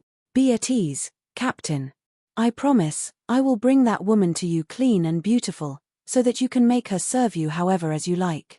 Tumu laughed loudly. Kinmo, let's go first. Haha. That hot chick, haha, I will have her first. You are lucky today, you can taste her after me. Yeah, I can't wait anymore. The ugly mercenary with pimples all over his face laughed too as he advanced with Tumu. It's bad. Luo Hao was stunned, and was about to send a signal. He didn't presume that Bernard was so experienced with this kind of situation. Bernard saw through Luo Hao's plan at once and sent people to chase Di Yalan pointedly. "Stay here." Bernard sneered as he rushed to Luo Hao. "My friend, you wanted to delay us, didn't you? Now, I won't leave, so don't you leave as well. Let's trade blows and exercise our muscles." As soon as Bernard moved, the other mercenaries separated two to search for Hu Long and Zhao Xin's traces. Carrying Mu Yu Dai on her back, Di Yalan shuttled back and forth in the woods. Every time she touched the ground, her well-shaped long legs would pedal on the earth and thus her bony body bounced several meters high, like a female leopard pursuing its prey. While up in the air, her short skirt under her armor flew with the wind, and her plumpers showed an attractive shape, looking extremely elastic. Shi Yang was staring at her figure joyfully and couldn't stop praising her hot body. No wonder those mercenaries couldn't get rid of Di Yalan in their mind. "Little bastard, stop looking at my ass. Take care of the surroundings. Keep an eye on any demon beast trails around here." Di Yalan seemed to have a pair of eyes on her back, as she shouted while running. "It's fine." Shi Yang broadened his mouth. "There are no trails of demon beasts for the time being, but it seems that someone is chasing us. I seem to hear their light steps. Someone's after us." Di Yalan was stunned. It couldn't be.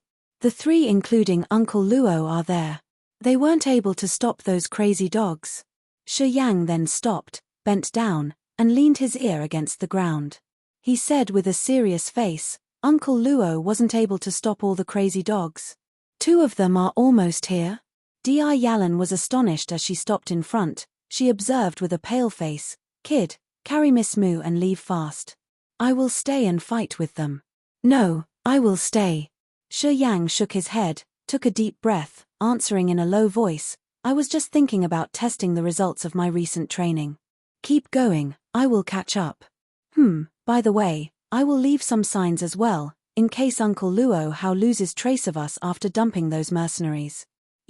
On Di Yalan's back, Mu Yu Dai turned her head to Shi Yang and gazed at him numbly. Then a glow crossed her eyes, and she said with a complicated look on her pretty face, "You could have gotten out of this trouble, originally." "I know."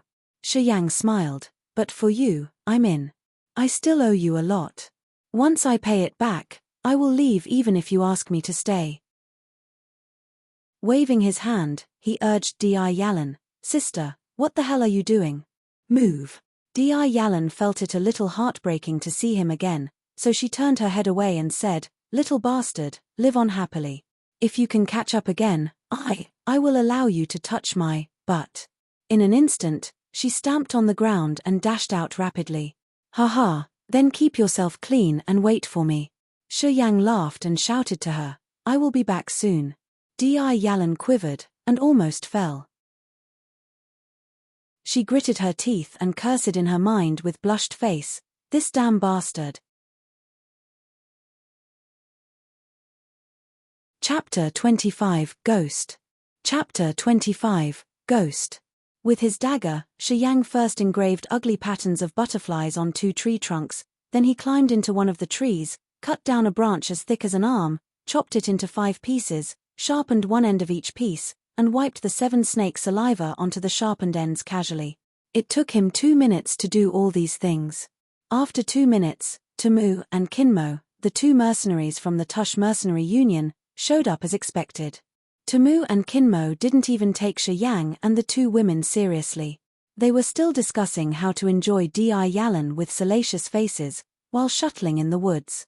Shoo, shoo. Sharpened branches went through dense leaves and flew toward Tamu and Kinmo.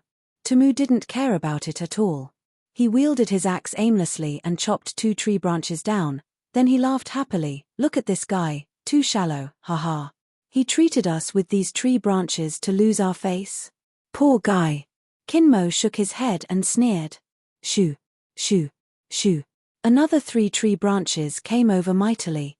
Tamu got a little impatient that he drew a semicircle in the air with his axe which was as long as an arm, and 3 tree branches fell on the ground in the silver light.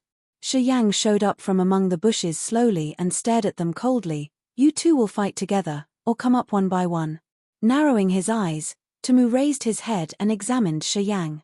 Then he shook his head disappointedly. A young kid. Of the nascent realm at most. You talk big but have limited ability. Sorry, but I'm not interested. After saying that, Temu turned his eyes away from Shi Yang and walked away with his voice. Kinmo, take care of it quickly. Catch up to me soon, or I will F*** that bitch twice. Ha ha ha. Kinmo sniffed, then threw his huge wolf tooth stick onto the ground mightily, which stuck deep in the earth. Kid, come down, I won't use my weapon, and don't let me climb the tree to catch you. I'm in a hurry. Be quick. Yeah, I'm in a hurry too. Shi Yang replied with indifference and calmness in his eyes. Then he jumped down the ancient tree at once, and threw his dagger out with all might into the earth beside that wolf tooth stick. Bang!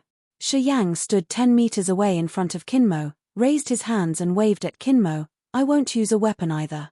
Hey kid, you're rather audacious. Kinmo broadened his mouth as all the pimples gathered on his face. With vicious eyes, he rushed toward Shi Yang at once. All of a sudden, Kinmo's hands swelled and blue veins popped on his fists. All his fist strikes were so heavy-handed that they were making a hoo-hoo sound in the air.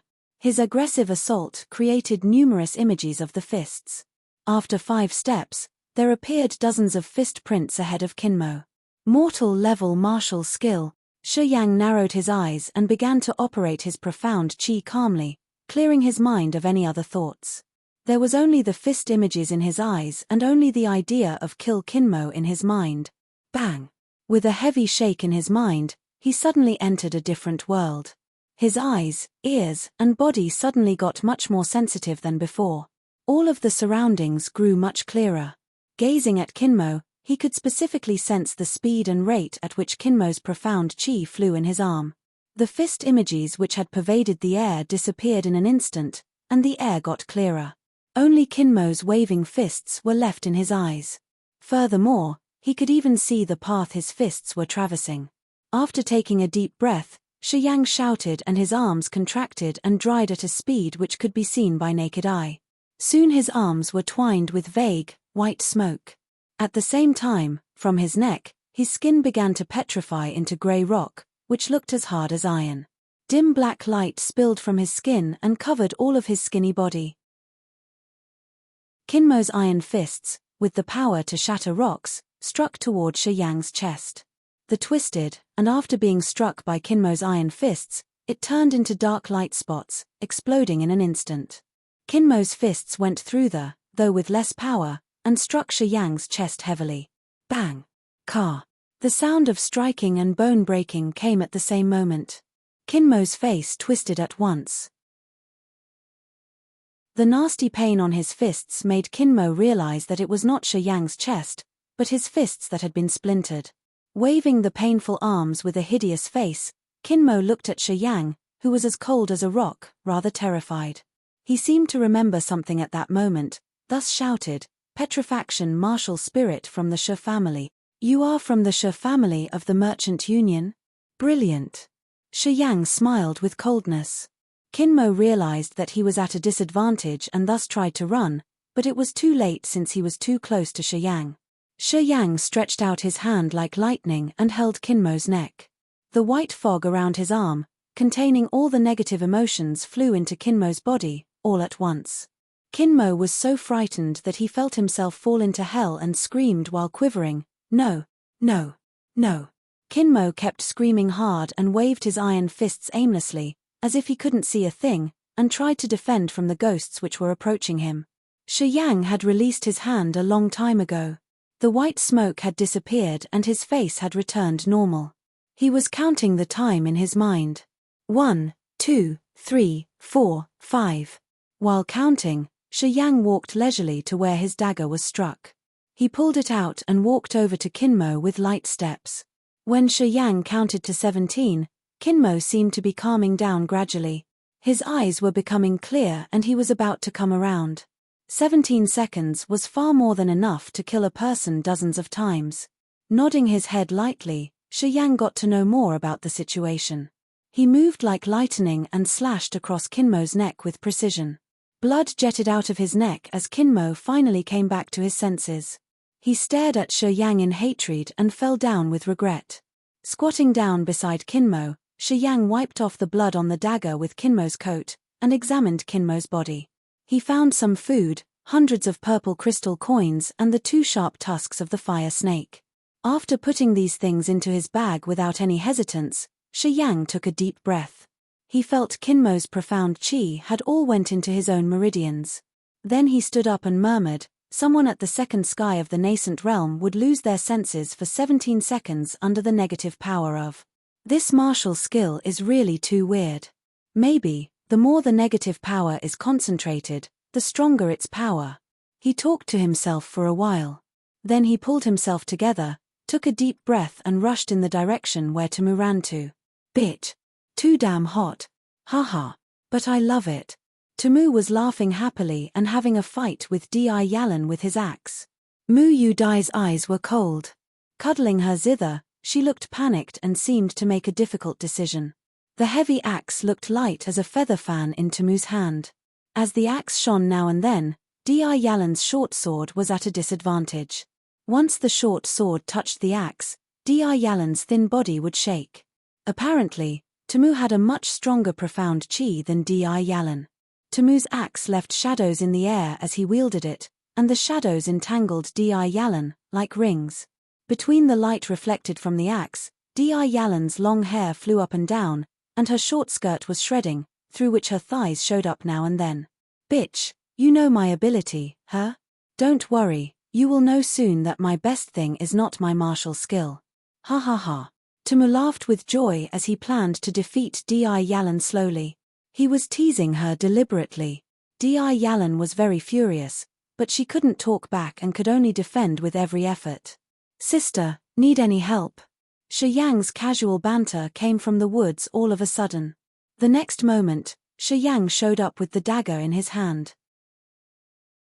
He wandered his eyes over Di Yalan's thighs and butt, visible through the cracks on her skirt for a while, and praised, round and smooth, plump and cute. Too good. Terrific. Di Yalan was very surprised. Since she had no time to talk back now, she took a step back and answered loudly, "You bastard. How did you survive?" Temu's face was frozen and pale. He didn't continue to chase after Di Yalan, but turned his head to Shi Yang and asked in a low voice, "Is Kinmo dead? What do you think?" Holding his dagger, Shi Yang walked toward him step by step, wearing a mysterious smile. As he was advancing, his arms dried up again. The negative power flowed out from his pores, and twined around his arms again. Kinmo's profound chi was not all purified, but as Shi Yang began to operate, Kinmo's despair and hatred before his death suddenly gushed out from his meridians, forming the hideous shadow image in front of Shi Yang, which looked just the same as Kinmo. Kinmo. Temu was so astonished that his robust body quivered. Impossible. In front of Shi Yang, Kinmo's ghostly shadow, which was as light as a feather, was rattling his saber. The dim eyes, which were filled with hatred, showed that he would even want to kill all the people in the world. Di Yalan and Mu Yu Dai were astonished too. With their thin bodies shaking, they couldn't help screaming, "What the hell is that?" Even Shi Yang himself was astounded. Looking at the ghostly shadow in front of him, he didn't know what to do. Kinmo. Kinmo. What happened to you? Under Kinmo's eyes, which were full of unforgettable hatred, Temu stepped back and shouted, "I'm your companion. You enemy is behind you." Temu's cry reminded Shi Yang. His will changed. Now there was only one thought in his mind, to kill Temu.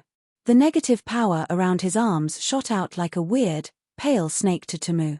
Kinmo's shadow seemed to be stimulated by the negative power and flew lightly towards him and brutally caught him. "Kill!" Shi Yang yelled and rushed out.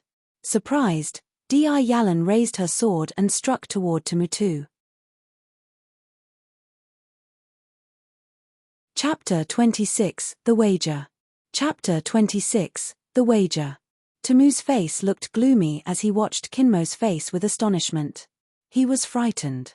That shadow did not have any substance but was like a ghost, which made Temu, a brave and battle-wise mercenary, apprehensive. He took a step back from this abnormal thing and tried to analyze the situation. Shi Yang immediately knew that Temu was scared, as he stepped back. He took the right timing and rushed out with his dagger like a leopard. At the same time, He asked Di Yalan to fight together with him. Though Di Yalan was a little scared too, since she knew that ghostly shadow was released by Shiyang, she plucked up courage to besiege Temu. The pale, white light smoke, which contained refined negative power, began to intertwine Temu. Kinmo's ghostly shadow was following it and went in front of Temu at once. Temu suddenly concentrated. Without any hesitation, he began to practice his dense profound chi of the third sky of the nascent realm with his secret formula. The profound chi gushed into his left hand and exploded into a red fire. In an instant, there appeared a red protective shield of concentrated pure profound chi in Temu's left hand. That red protective shield was glowing with red light and letting out hot energy, though it was merely as big as a washbasin. This shield, created by pure profound chi, was apparently Temu's vital martial skill, which required a lot of energy to operate. Just as the protective shield was produced, Temu was already perspiring hard on his forehead. He must have consumed a lot of energy. The protective shield was sticking on Temu's left hand. Seeing Shiyang's negative power pouring toward him, Temu immediately raised the shield to block the negative power and Kinmo's ghostly shadow. Chi.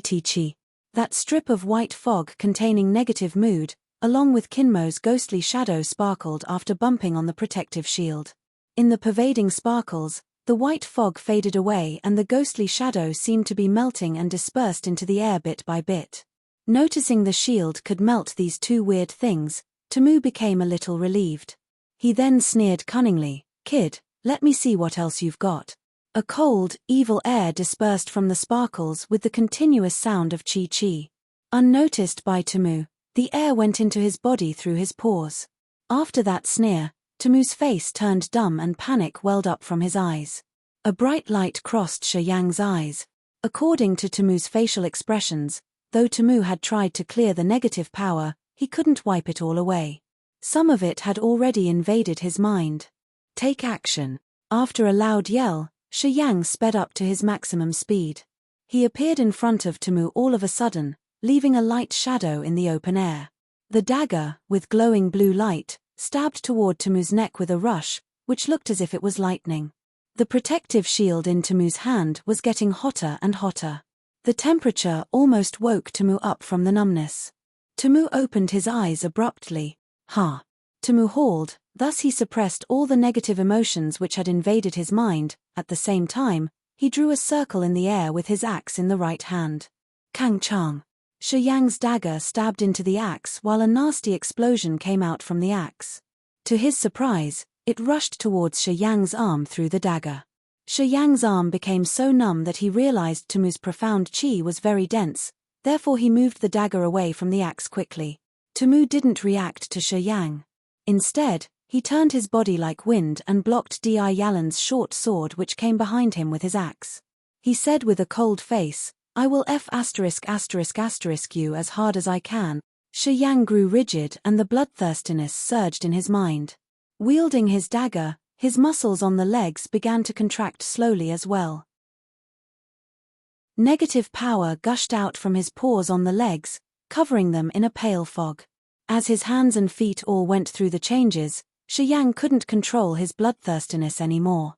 He was overwhelmed by the desire for killing, and his eyes were getting more and more red, while his expression became as hideous as a devil from hell. Even Mu Yu Dai, who was beside him, was so frightened that she covered her mouth with her hand. Hoo. Shiyang's breaths got heavier and heavier. He stomped and could feel endless power in his feet. His skinny body advanced 10 meters in 1 second. Like a flying arrow.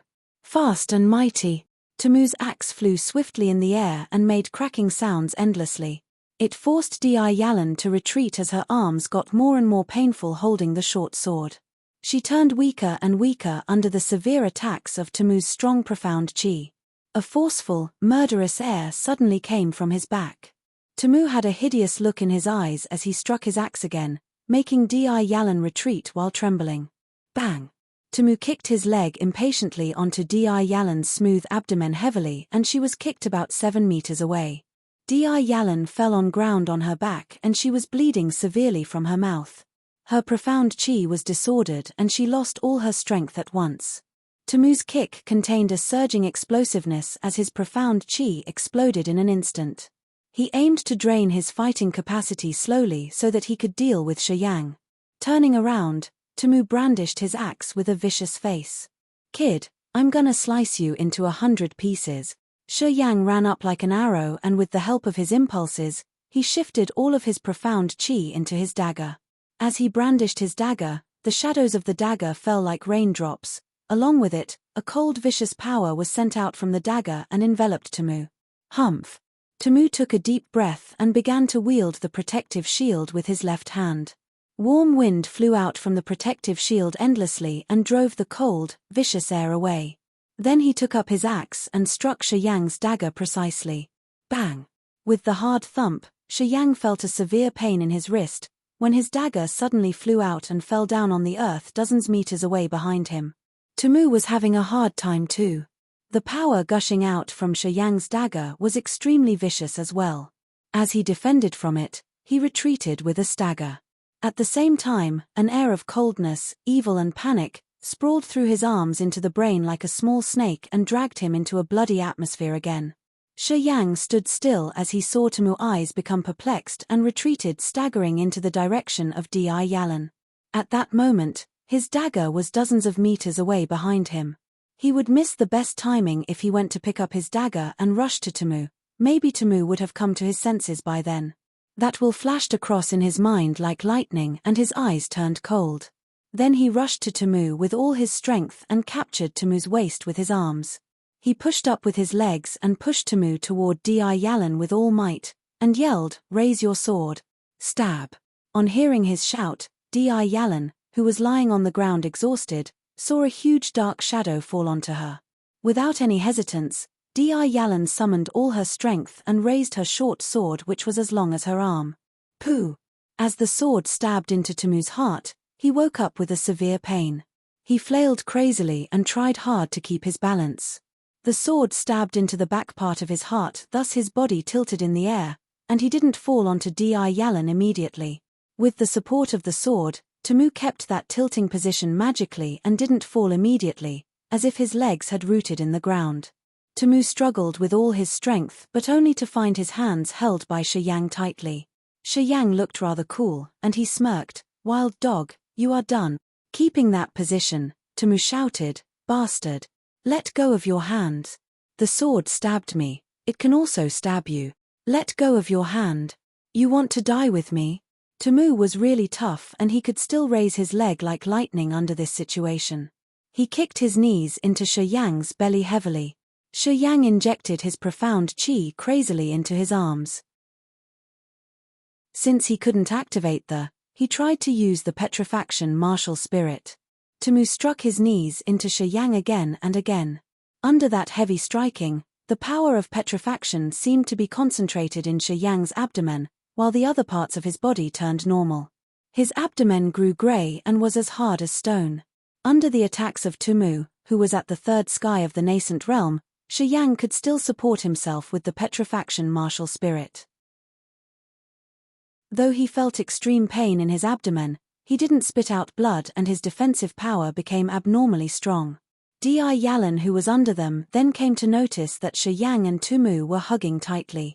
If she thrust her short sword toward them, or Tumu fell down heavily, the sword would go through Tumu's body, and then into Shiyang's body, sticking them together.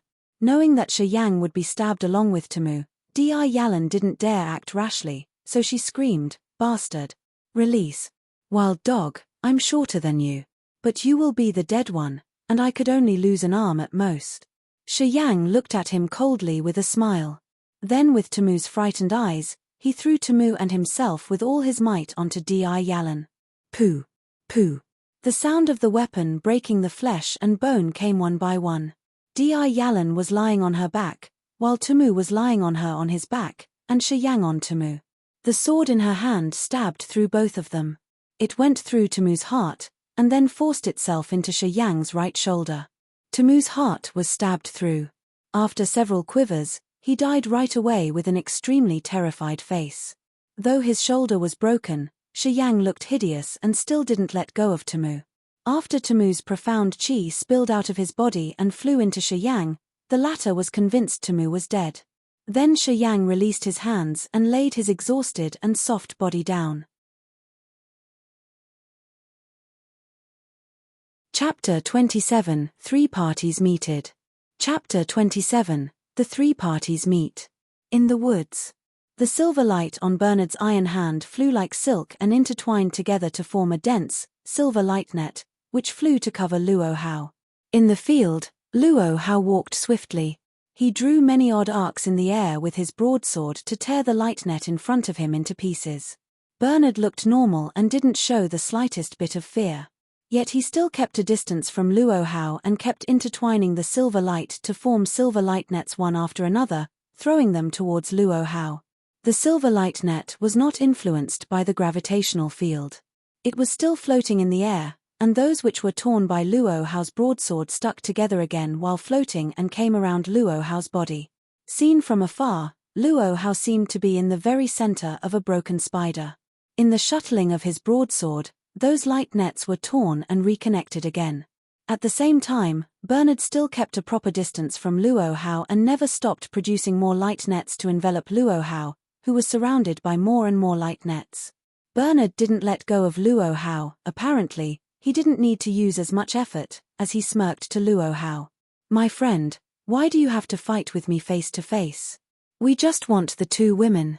My people have already followed them." Sure enough, the two women must have been taken away by my people. And you can't escape from The results is very clear. Don't waste your time. If they have an accident, I swear, I will sweep away your Tush mercenary union. With a twisted face, Luo Hao replied while in the light net, "I will spend the rest of my life chasing you Tush mercenary union, till the last of you is killed." Bernard was surprised. He took a deep breath and nodded. "It seems like I have to kill you now." "Captain! Captain!" There came a surprised cry. "Jork's dead.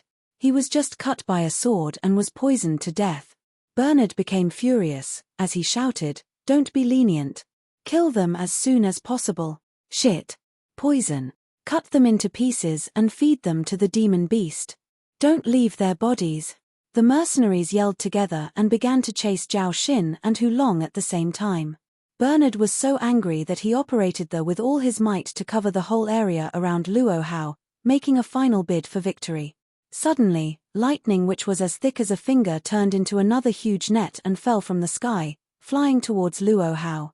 Luo Hao was shocked and he turned pale at once. Though he tried hard to wave his broadsword, he couldn't cut down the new net. There were 10 finger-like lightnings glowing an odd light as they twined like magic snakes. Frightened, Luo Hao immediately wielded his broadsword with all his profound qi. Then the broadsword generated a white light which grew into circles and entangled Luo Hao. Qi. Qi. Those finger-like lightnings came toward Luo Hao.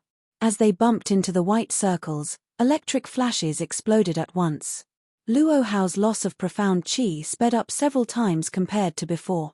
Under the fierce lightning, his energy was consumed quickly and his face turned extremely pale. A sharp sword suddenly appeared above his head, filled with the severe smell of slaughter, and struck on the circles surrounding Luo Hao's body. Bang! Luo Hao's body shook greatly and crimson blood gushed out of his mouth. He staggered and stepped back. Bernards took advantage of this to wrap Luo Hao tightly so that he couldn't move at all. Wang! The sharp sword went through Luo Hao's body, and that crescent emissary with a pale mask on his face finally showed up. Alongside him was Mo Chaoga from the Mo family, who walked out from behind an ancient tree with lightning playing between his fingers. Pooh! Pooh! Pooh! The crescent emissary got a brutal look in his eyes, as his sharp sword went in and out of Luo Hao's body thrice. The gravitational field faded slowly. "Uncle Luo!" Zhao Xin's eyes turned red and he cried in deep grief. Arrows flew toward Zhao Xin one after another. His body became like a hedgehog and he fell on ground and died with regret. On Hu Long's side, arrows were also flying around him. But they seemed to be not as accurate because instead of killing Hu Long, they blocked the people from the Tush mercenary union who were chasing Hu Long.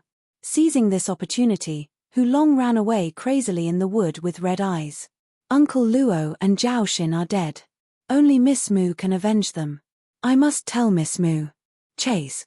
The people from the Tush Mercenary Union yelled and began to chase, but only to find arrows falling down from the sky and blocking their way. They turned rigid and realized someone didn't want them to chase who long, so they searched for that shooter with vicious eyes. Some people with pale masks appeared in the woods, and there were some warriors from the Mo family among them. They were all having arrows with them and looked serious. Why did you help me kill him? Frowning, Bernard asked Mo Chowga and the other star emissary, I don't know you two, do I? What do you want from me for killing him? We were not helping you. The star emissary walked up and glanced him with cold eyes. Luo Hao was an enemy of the dark world that we were chasing him all this time. It's you who helped us. Mo Chowga was standing aside and not in a hurry to come up. He frowned and asked, Emissary, you said this is the strongest guy among those who were protecting that bastard. Since he is dead, we don't need to waste time anymore. The star emissary nodded, don't worry. I left some dark moon fragrance on Hulong and ordered my people to let him go deliberately to become a guide for us. Later we can follow the trail left by the dark moon fragrance and we can find the people we want. Good. Mo Chowga started to smile, it's not far from our merchant union. After it's done, would you like to have a cup of tea with the Mo family and discuss about the details of our cooperation, emissary? No problem. The Crescent emissary nodded. In the past couple of days, the Crescent emissary from the Dark World had already hooked up with Mo Chowga, and they had come to a secret agreement. Why did you kill this guy? Bernard waved his hand and soon his mercenaries crowded around him. For a teenage girl, and a skinny boy. Mo Chowga smiled, I've known the Tush Mercenary Union for a long time. Now I know why you really deserve such a reputation. I'm Mo Chowga from the Mo family of the Merchant Union. I wonder if you are interested in doing business with the Mo family? What kind of business? Bernard frowned. Of course, money-earning kind. Haha. If you are interested, we can discuss the details. You will not regret it. Mo Chowga laughed. Let's talk about it later. Bernard paused, and continued, if there wasn't an accident, my people must have beaten the people you want. We can't do it for nothing. You take the teenage girl and the boy, and we, the Tush Mercenary Union, get that hot woman mercenary, okay? Bernard knew they were tough people, and both the Dark World or Mo family from the Merchant Union have a huge influence.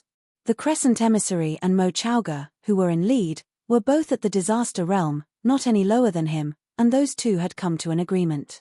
After calculating, Bernard was sure that he could not compete with their joint power and had to step back. Mo Chowga didn't reply, but looked to the Crescent Emissary from the Dark World. The Crescent Emissary's eyes flashed and he nodded slowly, no problem. Well, let's go get them. Seeing him nodding, Bernard became relieved. He had seen the brutality of those two people and he didn't dare ask for trouble. Mu Yu Dai crouched and bound up the wound for Shi Yang carefully. With a rigid face, Shi Yang was silent. He sat on the ground and examined the change in the wound on his shoulder, and the purification of Tumu's profound qi in his meridians. He was so focused that he didn't even take a glimpse at Mu Yu Dai. Sometimes he is so lustful, and sometimes he is so righteous, too weird. Mu Yu Dai questioned secretly, as generally in recent days, Shi Yang looked at her so audaciously without any disguise. But now they were so close and could even smell the scent on each other, Shi Yang didn't even look at her. She was rather confused. Mu Yu Dai was so perplexed and she was not sure about Shi Yang's real personality. Narrowing his eyes, Shi Yang concentrated on the changes occurring inside his body. The cells of the wound on his shoulder were very alive. Without doing anything, he could sense they were recovering gradually with the aid of the immortal martial spirit. After Tumu's profound qi was purified in his meridians, the odd negative emotions were generated secretly within them. After operating, he didn't have the slightest amount of strength in his limbs and they ached a lot, seemingly not recovering in a short time. This familiar side effect made him uncomfortable, but he could do nothing. Di Yalan, who was resting not far from them, regained her spirit and began to search Tumu's body. 1 minute later, Di Yalan walked to Mu Yu Dai and Shi Yang with a little bag. There is some food on this guy, some demon beast materials, and 3-star bombs. We don't need the demon beast materials, But the star bombs are rather brutal. Star bombs? Flash crossed Shiyang's eyes and he stared at the green balls which were as big as fists. He asked with a lot of interest, "What are they for?" "It will explode once shaken and produce starry blades, which are very sharp and would fly in all directions. The impact is so strong that even a profound chi shield from a human realm warrior couldn't prevent it. It's a type of brutal treasure and is very expensive. These 3 may cost 5,000 of black crystal coins," Di Yalan explained. "Too brutal. Give it to me."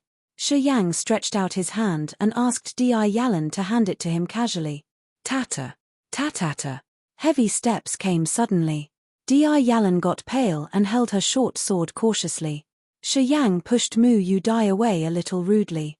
He stood up with a grunt with the dagger in his hand, and began to stare at the direction where the sound came. Hu Long, with bloody eyes and blood on his chest, staggered toward them.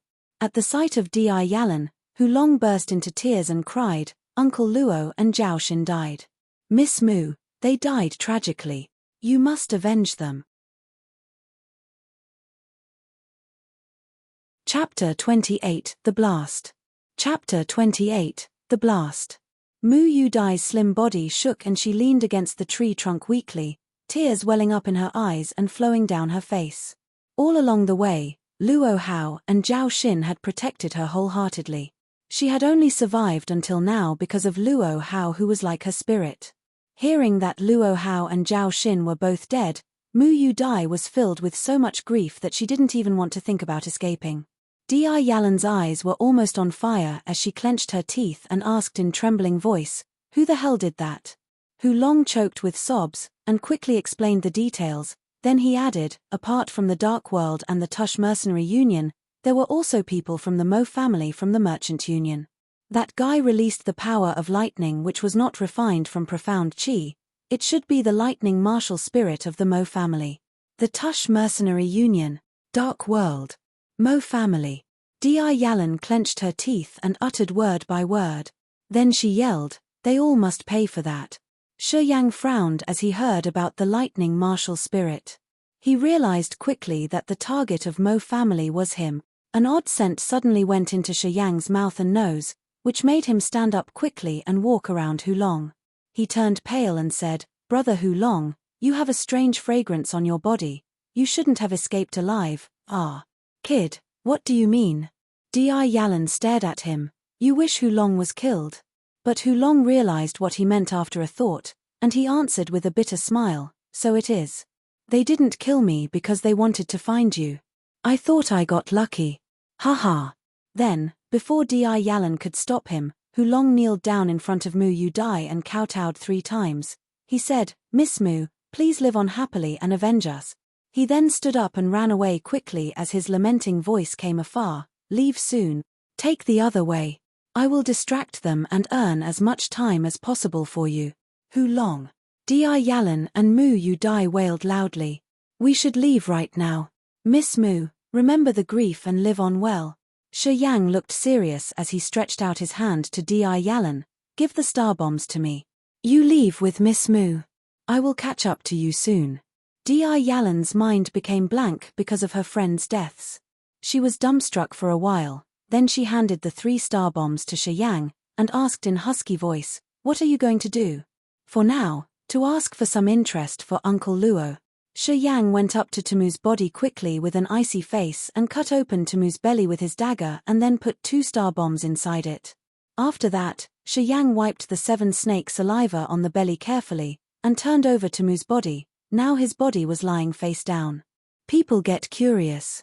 Once the people of Tush Mercenary Union come, they won't be able to help but turn over Tamu's body they see him like this. Thus the star bombs will explode. Guess what will happen if his body was turned over heavily? Shiyang smirked. "I got it." Di Yalan looked vicious too. "The more of them being killed, the better. I also put some poisonous powder on his body. After the star bombs explode, the powder will stick to the blades, and once the blades cut people, they will definitely die." Shiyang looked cold. "Let's go, we should live on. Or else we can't avenge Uncle Luo. I hope Hu Long is fine." Mu Yu Dai murmured with hazy eyes. Shiyang was a little sad, for he knew there was no possibility of Hu Long surviving. Still, he comforted her. Don't worry, our trap may damage them badly. Maybe we can still meet up with Hu Long. Really? Mu Yu Dai asked weakly. Though she knew it was not realistic, she still wished someone could give her an answer, even if it was a lie. Sure, he will be all right. Shi Yang nodded with certainty, and made eye contact with Di Yalan. Di Yalan understood what he meant, as she carried Mu Yu Dai and ran into the woods. Shi Yang took a deep breath, summoned all of his energy and caught up in a hurry. A quarter of an hour later, the three parties, the Dark World, the Mo family and the Tush Mercenary Union, appeared together. They reached here by following the scent on Hu Long. Tumu. At the sight of the axe beside the body, Bernard realized at once that it was Tumu. He was so shocked that he cried, "It's impossible. How could they kill Tumu? Didn't you say we would just need to collect the people we want when we get here?" The Crescent emissary grunted with cold eyes. "Luckily I had left the dark moon fragrance on that guy, or else we would have needed to search for them everywhere." Bernard was rather confused as he ordered, "Zwa Song, turn Tumu over and check him. It was that boy who killed him." Mo Yenyu reminded Mo Chowga in a very low voice, "Everyone who was killed by him will be drained. There must be poison on that boy's weapon. That boy is something." Mo Chowga nodded and reminded her, "Be careful later. Don't become impulsive." "Got it." As they were talking, Zwa Song, a member of the Tush Mercenary Union, had already run to Tumu's body on Bernard's order. Zwa Song grasped Tumu's shoulder and turned his body over, and was just about to examine it. Thud. The back of Tumu's body kicked on the ground heavily. Bang! Bang! A severe blast exploded out. Tumu's body ruptured into thousands of pieces in an instant. Thousands of blades mixed within Tumu's flesh and blood flew out from his body like stars. As the blast was unexpected, those blades covered with flesh and blood shot toward everybody directly. As the Tush Mercenary Union stood closest to Tumu, they were hit first. Due to the flying blades, 3 mercenaries turned into honeycombs, with bloody holes appearing all over their bodies. Zwa Song, who had turned Tumu over, was blasted apart and his flesh and blood was mixed with Tumu's, flying in all directions. The Dark World emissaries and people from Mo family didn't expect such a development, and thus they also didn't escape from it. Though they were dozens of meters away, the warriors were injured as well, especially those of the elementary realm from the Mo family. They were cut by blades before they could defend themselves. Miserable screeches continued. The blast from the 2-star bombs made it hell in this area. Flesh and blood filled the air. Limbs and entrails were spread all over on the ground. Amidst the terrifying howls, everybody was panic-stricken. Seeing that picture, Mo Yenyu, who was protected by Mo Chowga, couldn't stand anymore. She turned pale and vomited. Some warriors from the Dark World and Mo family were only cut by blades. They thought themselves lucky. But soon they felt pain in their body and began to lose their vision. Damn it! Poison on the blade! Mo Chowga looked as if been stomped on by someone. He stared at the warriors from Mo family and shouted, "Cut off your wounded flesh. Fast! Fast!" The huge man Johnson's arm was cut by a blade, so it was bleeding badly. Johnson was so terrified that he clenched his teeth and cut half of his left arm off. He howled and kneeled down, "Miss Mo, please bind this up for me, oh you." When Mo Yenyu stood up and saw Johnson's dismembered arm, she got sick and began to vomit again. Looking at the flesh, entrails, limbs, and green bodies on the ground, Bernard boiled with rage, and his eyes were filled with murderous desire. He will eat whoever did all this alive. Among them, the Dark World lost 3 people, while the Mo family lost 5. Since Bernard was closest to Tumu, he suffered the biggest loss, for all his people were dead. He was on his own now. "I'm gonna kill them. I'm gonna kill them. I'm gonna kill them." Bernard kept howling like a crazy demon beast. "Humph." The Crescent emissary grunted and said to Mo Chowga, "Let's keep chasing. Leave him alone." He lost people and blamed Bernard for it. If Bernard didn't order Zwa Song to turn over Tumu's body, there wouldn't be such a crazy blast. "Let's keep chasing." Mo Chowga nodded and left with the people from the Dark World, not bothering to deal with Bernard, who was raving like a lunatic. I will kill them. Bernard panted as he looked in the direction where the Dark World and Mo family people went. After a long while, he chased after them with a murderous look. Chapter 29 Eating Human Flesh. Chapter 29 Eating Human Flesh. In the thick forest, while carrying Mu Yu Dai on her back, Di Yalan was moving with Shi Yang. Being on alert, Shi Yang was observing the surroundings carefully. Once he found trails of demon beasts, he would tell Di Yalan in advance, thus she could change her direction to avoid meeting demon beasts. Time flew by. Quickly it became dark and there was the bright moon hanging in the sky. Terrible howls could be heard in the serene forest now and then. Those demon beasts who loved to move around at night began to hunt at this time after resting during the day. And at night, Shi Yang's eyesight worsened, making it hard for him to distinguish a safe area from a demon beast-occupied area. Some demon beasts didn't even make a sound when they were hunting. Thus, where there were howls of demon beasts would be an unsafe place, but where there were no howls, didn't mean it was safe either. It might be hiding an even greater danger. After 3 hours of running, Di Yalan and Shi Yang were both tired. Though they killed Tumu together at dusk, they paid a price.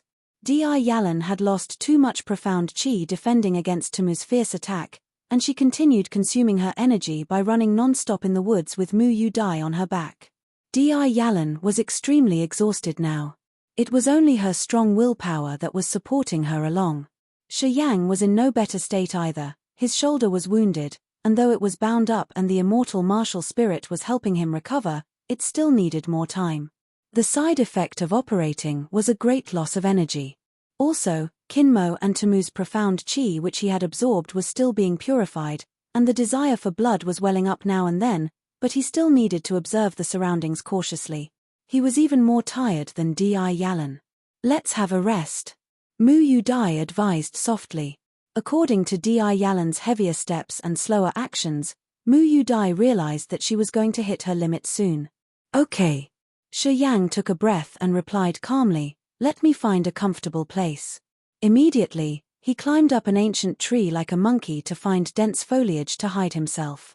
Standing on that ancient tree, Shi Yang was examining the surroundings. Dancing from tree branch to tree branch, he moved to a nearby withered tree. The ancient tree had thick, dry trunk. It must have been dead for years. Shi Yang examined the dry branch of that withered ancient tree, and was surprised. This tree is hollow from the inside, and its bottom is spacious enough for us three to sit down. A good place. You two have a rest first, then come up.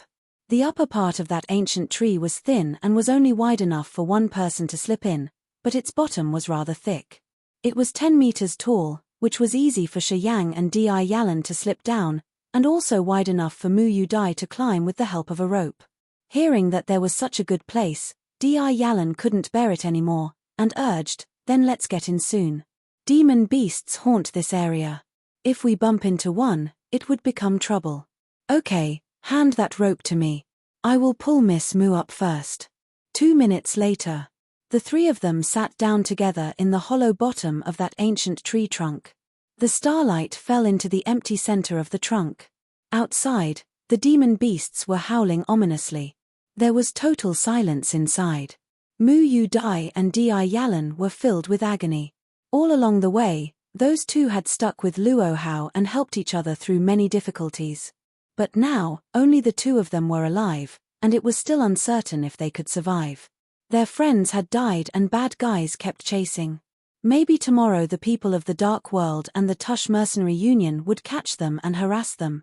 The feeling of hopeless for tomorrow made Mu Yu Dai and Di Yalan quite worried. Shi Yang's state was better, for he hadn't been together with Luo Hao for a long time, so he wasn't so emotional. Although the three of them died, he felt far from grieved and could still think straight. Well, he also felt regret for Luo Hao's death. Luo Hao had treated him well and had trained him within his gravitational field every night, which consumed a lot of Luo Hao's energy. He owed Luo Hao a lot.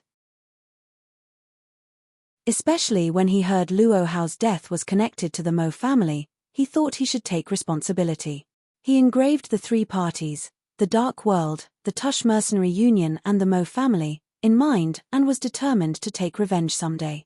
After glancing at Di Yalan and Mu Yu Dai, Shi Yang frowned. They looked dull and hopeless, without any fighting spirit. He knew they were hurt deeply by Luo Hao's death, but it was still a long way to the Merchant Union. They wouldn't survive if they lost their fighting spirit. Pondering for a while, Shi Yang considered doing something. Gazing at them, he came up with an idea. In the center of the hollow tree, the three of them sat down cross-legged. However, due to limited space, when the three of them all sat together, there was only a small space between them. Their legs were so close to each other that they could even feel the warmth from each other's body. At first, Shi Yang kept his legs together, with a tiny gap between his and the legs of the other women. But he suddenly spread his legs a little, with his left leg touching the leg of Di Yalan, and his right leg touching the leg of Mu Yu Dai. He could clearly feel the difference between the muscles of the two women. One's thigh was strong and solid, while the other's was smooth and soft. He liked both of them. Shi Yang's little action seemed unintentional, but the two girls both had reaction in their bodies. Di Yalan raised her head and glared at him, but didn't say anything. However, Mu Yu Dai was apparently a little embarrassed. She blushed, and she tried to move her left leg secretly in order to keep a distance from Shi Yang's right leg. But every time she moved her leg, Shi Yang would move his right leg as well, taking every opportunity to touch her soft leg. After several times, Mu Yu Dai was a little irritated. She realized that Shi Yang was doing this on purpose to take advantage of her, but there was nothing she could do. Her face turned red and she blushed, calling Shi Yang a bastard in secret. But due to the drama with Shi Yang, Mu Yu Dai forgot her sorrow for a while. She was so focused on cursing Shi Yang that she forgot the terrible death of Luo Hao and others. On the other side, Di Yalan saw through the little tricks Shi Yang was playing with Mu Yu Dai. She seemed to have realized something, and so she didn't jump up to stop him. On the contrary, she was staring at Mu Yu Dai with a mocking look, as if she was saying that Mu Yu Dai was taking this too seriously. Noticing Di Yalan's look, Mu Yu Dai was even more embarrassed, and her face was becoming even redder. She was so angry on the inside that she rolled her eyes at Shi Yang with a look of shame. Shi Yang closed his eyes, pretending that he was not doing all this on purpose. He breathed in and out naturally, as if he was sleeping. Endure. Endure it. I won't let you go peacefully when I recover. Mu Yu Dai was cursing Shi Yang on the inside. She could feel Shi Yang's body temperature on her skin, and her face had turned completely red. But all she could do was to curse him on the inside. Of course Shi Yang wasn't sleeping. With his eyes closed, he was feeling and comparing the touch of their thighs. The muscles on Di Yalan's leg was strong and vigorous, while Mu Yu Dai's felt soft and bouncy. Both of them were so attractive. After comparing for a while, Shi Yang decided that both of their thighs felt good. He felt so wonderful that he could barely tell which of them was better. However, while he was focusing on comparing those thighs, Shi Yang started to feel a burning sexual arousal. His primitive desires were out of their cage. From within his meridians, threads of negative energy started to seep out secretly. Shi Yang could feel his pants getting tighter and tighter. His breath became shorter and shorter. From deep within, he didn't have the crazy desire for killing. Instead, he could only feel one simple, but strong desire. The more he suppressed his lust, the more he was about to lose control. Shi Yang lost control of himself gradually. Mu Yu Dai suddenly noticed this change. She called out in a low voice, "Sister Lan, this guy looks a little strange. It seems he is returning to the beast he used to be." Shi Yang was breathing heavily, with sweat covering his forehead. His body was trembling slightly. It looked like he was trying very hard to fight something from the inside. Because the two, Di Yalan and Mu Yu Dai, were sitting next to him with their thighs touching each other, they both noticed the strange reaction on Shi Yang's body. Glaring at Shi Yang for a moment, Di Yalan blushed as she said, "This time he is different. He wanted to kill before, but now Now what?" Mu Yu Dai was confused. "Now he wants to eat human flesh," Di Yalan answered briefly. She looked a little embarrassed as well, and couldn't finish her sentence with a more detailed explanation. Eat human flesh? Mu Yu Dai's face turned white as she heard this. She screamed with terror. This is even worse. How come? Will he also turn into those demon beasts? Sister Lan, is he gonna eat us both? What should we do? Apparently she didn't understand Di Yalan. You silly girl, what are you thinking about? Di Yalan cursed with embarrassment. He is turning into a horny beast. Mu Yu Dai froze for a while before she realized something. Her pretty face got even redder. She mumbled, Sister Lan, just let me play the zither for a while to help him release his energy.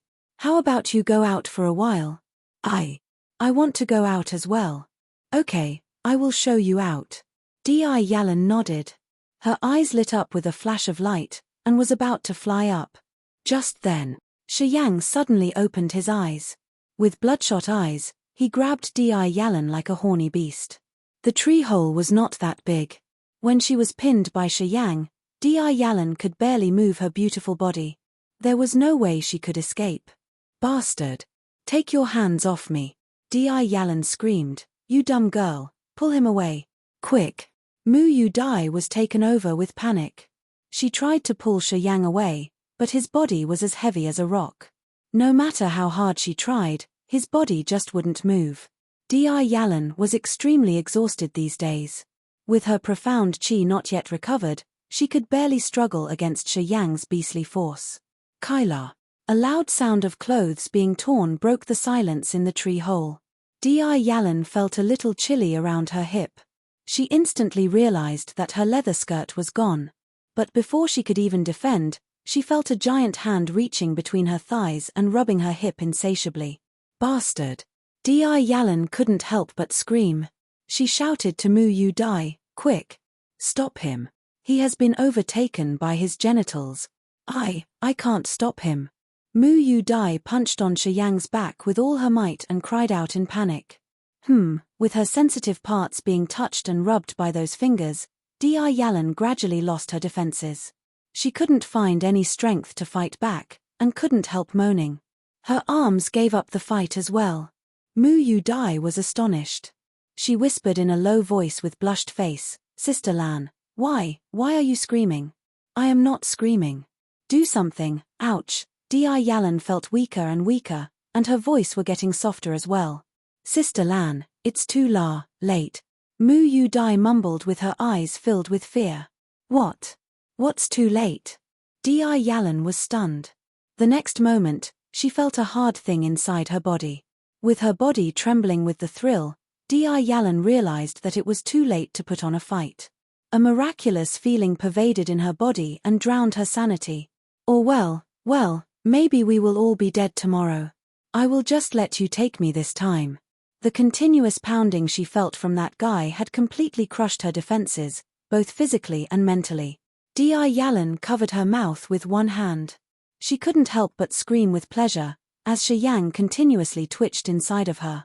Mu Yu Dai's pretty face was covered in panic. She stood there like a statue, watching the two of them getting all sweaty. Right in front of her, Shi Yang was working hard on Di Yalan.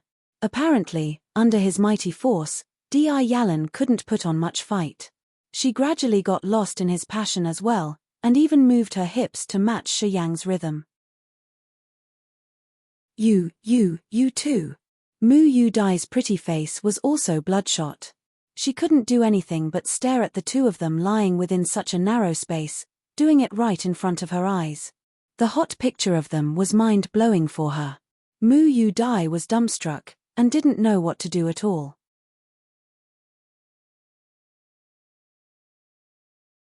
Chapter 30 Inside the Tree. Chapter 30 Inside the Tree. Shi Yang suddenly regained his sanity in the middle of his actions. His body was still working on the woman, with waves of physical pleasure coursing through him. Even with his eyes closed, he could instantly tell what he had been doing. He had one hand on Di Yalan's hips, pulling her alluring body tightly towards him, and the other hand lingering on her extraordinary bosoms, rubbing and squeezing. That hot body of Di Yalan's was completely under his control. She was all over his body like a snake. Her eyes were lost in the passion, with sweet sweat all over her body. She couldn't help but move along with his rhythm, only to bring him more excitement and pleasure. Many thoughts were speeding through Shi Yang's mind, but his eyes remained shut. Neither did he move his hands roughly. He continued to work his lower body on that woman, and took every moment to enjoy this wonderful experience. Compared to the rough actions he had before, after he regained his sanity, Shi Yang slightly slowed down his movements with a softer touch, yet with way more masterful skills. His hands were blessed by magic. When he moved those hands on Di Yalan's body, he knew exactly which spots to work on, triggering an even bigger reaction in her body. Suddenly, Di Yalan's body was flipped around, with her impressive breasts pressed tightly against the tree while her hips were thrust towards Shi Yang. She lifted her plump hips up, shaking and swinging it back and forth, enjoying Shi Yang's whipping in a new position. Mu Yu Dai was totally embarrassed and blushing. She leaned her fragile body onto the other side of the tree. Her beautiful eyes were lingering and staring at the two of them doing it. With his eyes shut, Shi Yang was totally enjoying the moment. He had let his most primitive desires out of his body, which seemed to have sped up the purification process of the profound qi in his meridians. Di Yalan was already lost in his passion, doing nothing but coordinating with Shi Yang's movements. Before long, Shi Yang felt a strong wave of pleasure flooding towards his brain, completely out of his control. Together with that thrilling excitement, he could feel a most wonderful power start pouring out of his meridians and rushing into his body. When that strange power reached his abdomen, it split into two parts. One poured into his profound qi, while the other part blended with his essence and shot into Di Yalan's body with his coming climax. With the short gasps of the sweaty man and woman, Mu Yu Dai lost all her strength. She fell down onto the ground, breathing heavily as her whole mind went completely blank. Shi Yang slowly moved away from Di Yalan. He pulled up his pants, sat down in silence and started to operate the profound qi inside his body. Di Yalan had lost all her strength as well, lying weakly on the ground, her whole body shining with a sexy red color. She only came to her senses after a while. She put on her leather skirt with a red face and slowly sat down. The three of them returned to their original positions, sitting together in the tree with crossed legs. Mu Yu Dai was the first to regain her calm. Although her face was still a little red, she moved her beautiful eyes between Shi Yang and Di Yalan, as if expecting something from them. Shi Yang looked calm on the outside. He kept his eyes closed, and focused his attention on the strange power he felt in his profound qi during his orgasm. He was guiding this power within his profound qi slowly through his body. He wouldn't want to miss any opportunity to enhance his power. Di Yalan hadn't opened her eyes yet, but she knew that Mu Yu Dai was staring at her the whole time. Out of shame, she didn't dare to open her eyes and look up. She was so ashamed that she just wanted to bury herself in the ground. Shi Yang had forced himself on her inside this tree, right in front of Mu Yu Dai. However, she didn't put up much of a fight. Even worse, she was actually enjoying it during the process. She felt so ashamed of herself. Despite being a casual and bold girl, she knew this craziness was totally out of line for her. She was too ashamed to face Mu Yu Dai. Right about that time, a strange excitement slowly rose and spread from the sensitive parts of her lower body. Di Yalan couldn't help but tremble, and almost moaned again. She anxiously twisted her body, secretly calling herself a slut, and quickly concentrated her attention on the change that was going on in her body. After some observation, Di Yalan felt that the strange power inside of her had turned into two streams. One stream was flowing slowly towards her abdomen, while the other part had settled around her chest and her flesh and muscles, which seemed to have altered the parts around her chest in secret. She could clearly feel her bones and flesh, muscles, and vessels around her chest going through some incredible changes which she couldn't explain. That strange energy, mixed with her profound qi, had been pouring into her abdomen, driving out a strong wave of power from within. Her profound qi had suddenly been enhanced enormously. Di Yalan couldn't help but exclaim. She quickly concentrated on dealing with her refreshed profound qi, operating it through a specific path through her body. The bright moonlight was shining into the tree, and lit up the tiny space inside. Shi Yang slowly woke up, breathing slowing in and out with a calm rhythm. He had reached the second sky of the nascent realm. With the help of that strange power, Shi Yang had enhanced himself to the next level, and successfully reached the second sky of the nascent realm. After he woke up, Shi Yang found the wound on his shoulder didn't hurt that much. With the help of the immortal martial spirit, the broken bones and muscles were slowly regenerating and recovering themselves on their own. With this speed, it would only take a few days before he had fully recovered. When he slowly opened his eyes, Shi Yang noticed a bright pair of eyes staring straight at him. But when he looked back, those beautiful eyes quickly looked away. "Miss Mu, how come you are still awake?" Shi Yang said with a calm voice, with nothing strange showing on his face. Seeing Shi Yang looking back at her, Mu Yu Dai was so embarrassed that she quickly looked away. She turned her face away with a blush to avoid eye contact, and said in a joking tone, "You two were making such loud noises. How is it possible for me to fall asleep? Oh, so sorry to disturb you. I will remember that next time." Shi Yang laughed with embarrassment and defended himself with a natural explanation. "There must be something wrong with my body. Something odd happened to me and destroyed my sanity. There's nothing I could do about it. Sorry." "So you mean you were unconscious during the whole time?" Mu Yu Dai said with a grin on her face. "I was watching you two doing it. At first you were, but afterwards you couldn't have been unconscious. Otherwise, you wouldn't be able to do that kind of thing."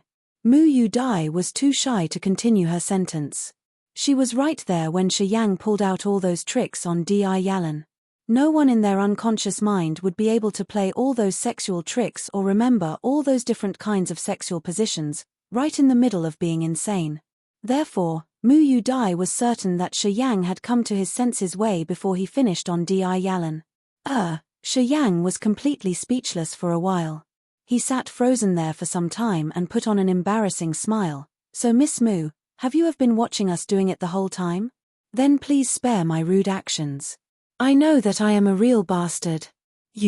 How can you be so shameless?" Mu Yu Dai got so angry that she hit Shi Yang hard on his thigh, making Shi Yang scream and beg for mercy. Seeing Shi Yang suffering and screaming, Mu Yu Dai felt a little better. She turned around and saw Di Yalan was also sitting there in silence with her eyes closed. However, her face was also carrying a shiny blush. Mu Yu Dai also felt angry towards Di Yalan. She jumped over to her side and suddenly patted on her thigh. Di Yalan was already very embarrassed. She couldn't help the trembling of her body, but still kept her eyes shut. She thought this was another trick of Shi Yang, and called him a fucking bastard in secret. After all this, how dare he still tease her like this? "Sister Lan, how long are you planning to fool us by sleeping? Your face is already as red as an apple. And you still want to pretend that you are operating your profound chi? You think we are both too foolish to tell?" Mu Yu Dai said in an annoyed voice. Di Yalan let out a soft sigh and opened her eyes reluctantly. She replied with embarrassment, I just woke up. What are you two talking about? I have no idea." Mu Yu Dai went silent all of a sudden. However, the beautiful but sharp eyes of hers were continuously moving between Di Yalan and Shi Yang. Her underlying sentence was obvious. How can you just pretend that nothing had happened between the two of you?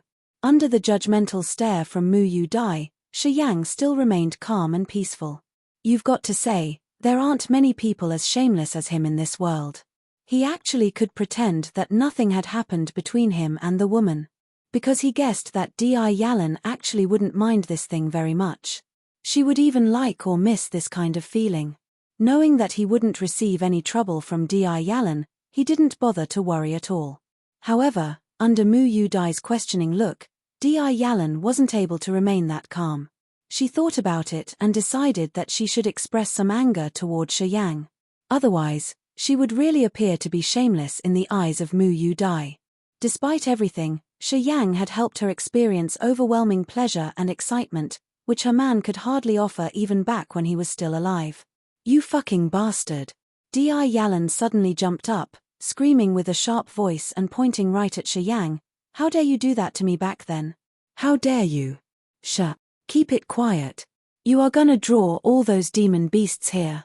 Furthermore, the people from the dark world are still chasing us," Shi Yang reminded her. Di Yalan nodded. She had lost her power again, and said in a low voice, "You asshole, so how are you gonna make it up to me?" Seeing Di Yalan acting like this, he was even more assured about his prior judgment. He knew that she didn't mind this little episode very much. She only jumped out to accuse him because of the pressure from Mu Yu Dai. Shi Yang was actually amused by her reaction. He pretended to be thinking very hard there. He bowed his head down, put on a sad face, pretending to be sincere in his apology, and said in an honest voice, "It's all my fault. Sister Lan, how about you tell me, how would you like to be compensated?"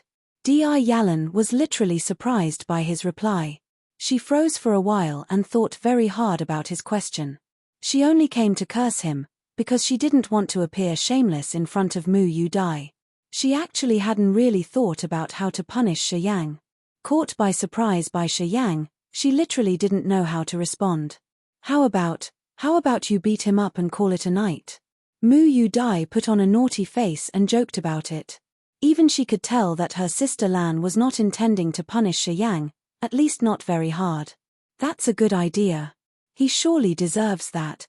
Di Yalan nodded with agreement, and said with a tough voice, "Just wait until he recovers from his wounds. At that time, I'm gonna kick his ass. You don't need to worry about this. I will make sure that you will be satisfied with his punishment." Mu Yu Dai rolled her eyes at Di Yalan and went completely speechless. What was that all about? What do I have to do with your business? So you are simply punishing him in order to make me satisfied? Whatever you two. I'm going to sleep.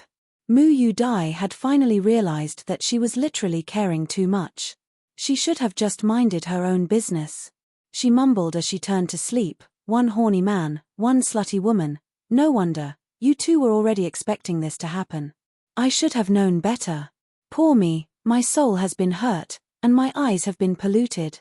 She kept a low voice, but due to the small space between the three of them, it wouldn't be a surprise that both Di Yalan and Shi Yang had heard her clearly. Shi Yang secretly grinned and pretended to be sleeping. However, Di Yalan couldn't take this anymore. She teased Mu Yu Dai a little. "You wicked girl."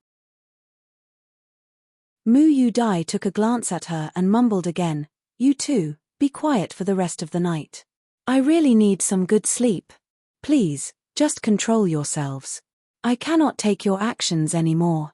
Di Yalan replied with a blush on her face, I know, just go to sleep, you wicked girl." You're tuning in to the Celestial War YouTube channel.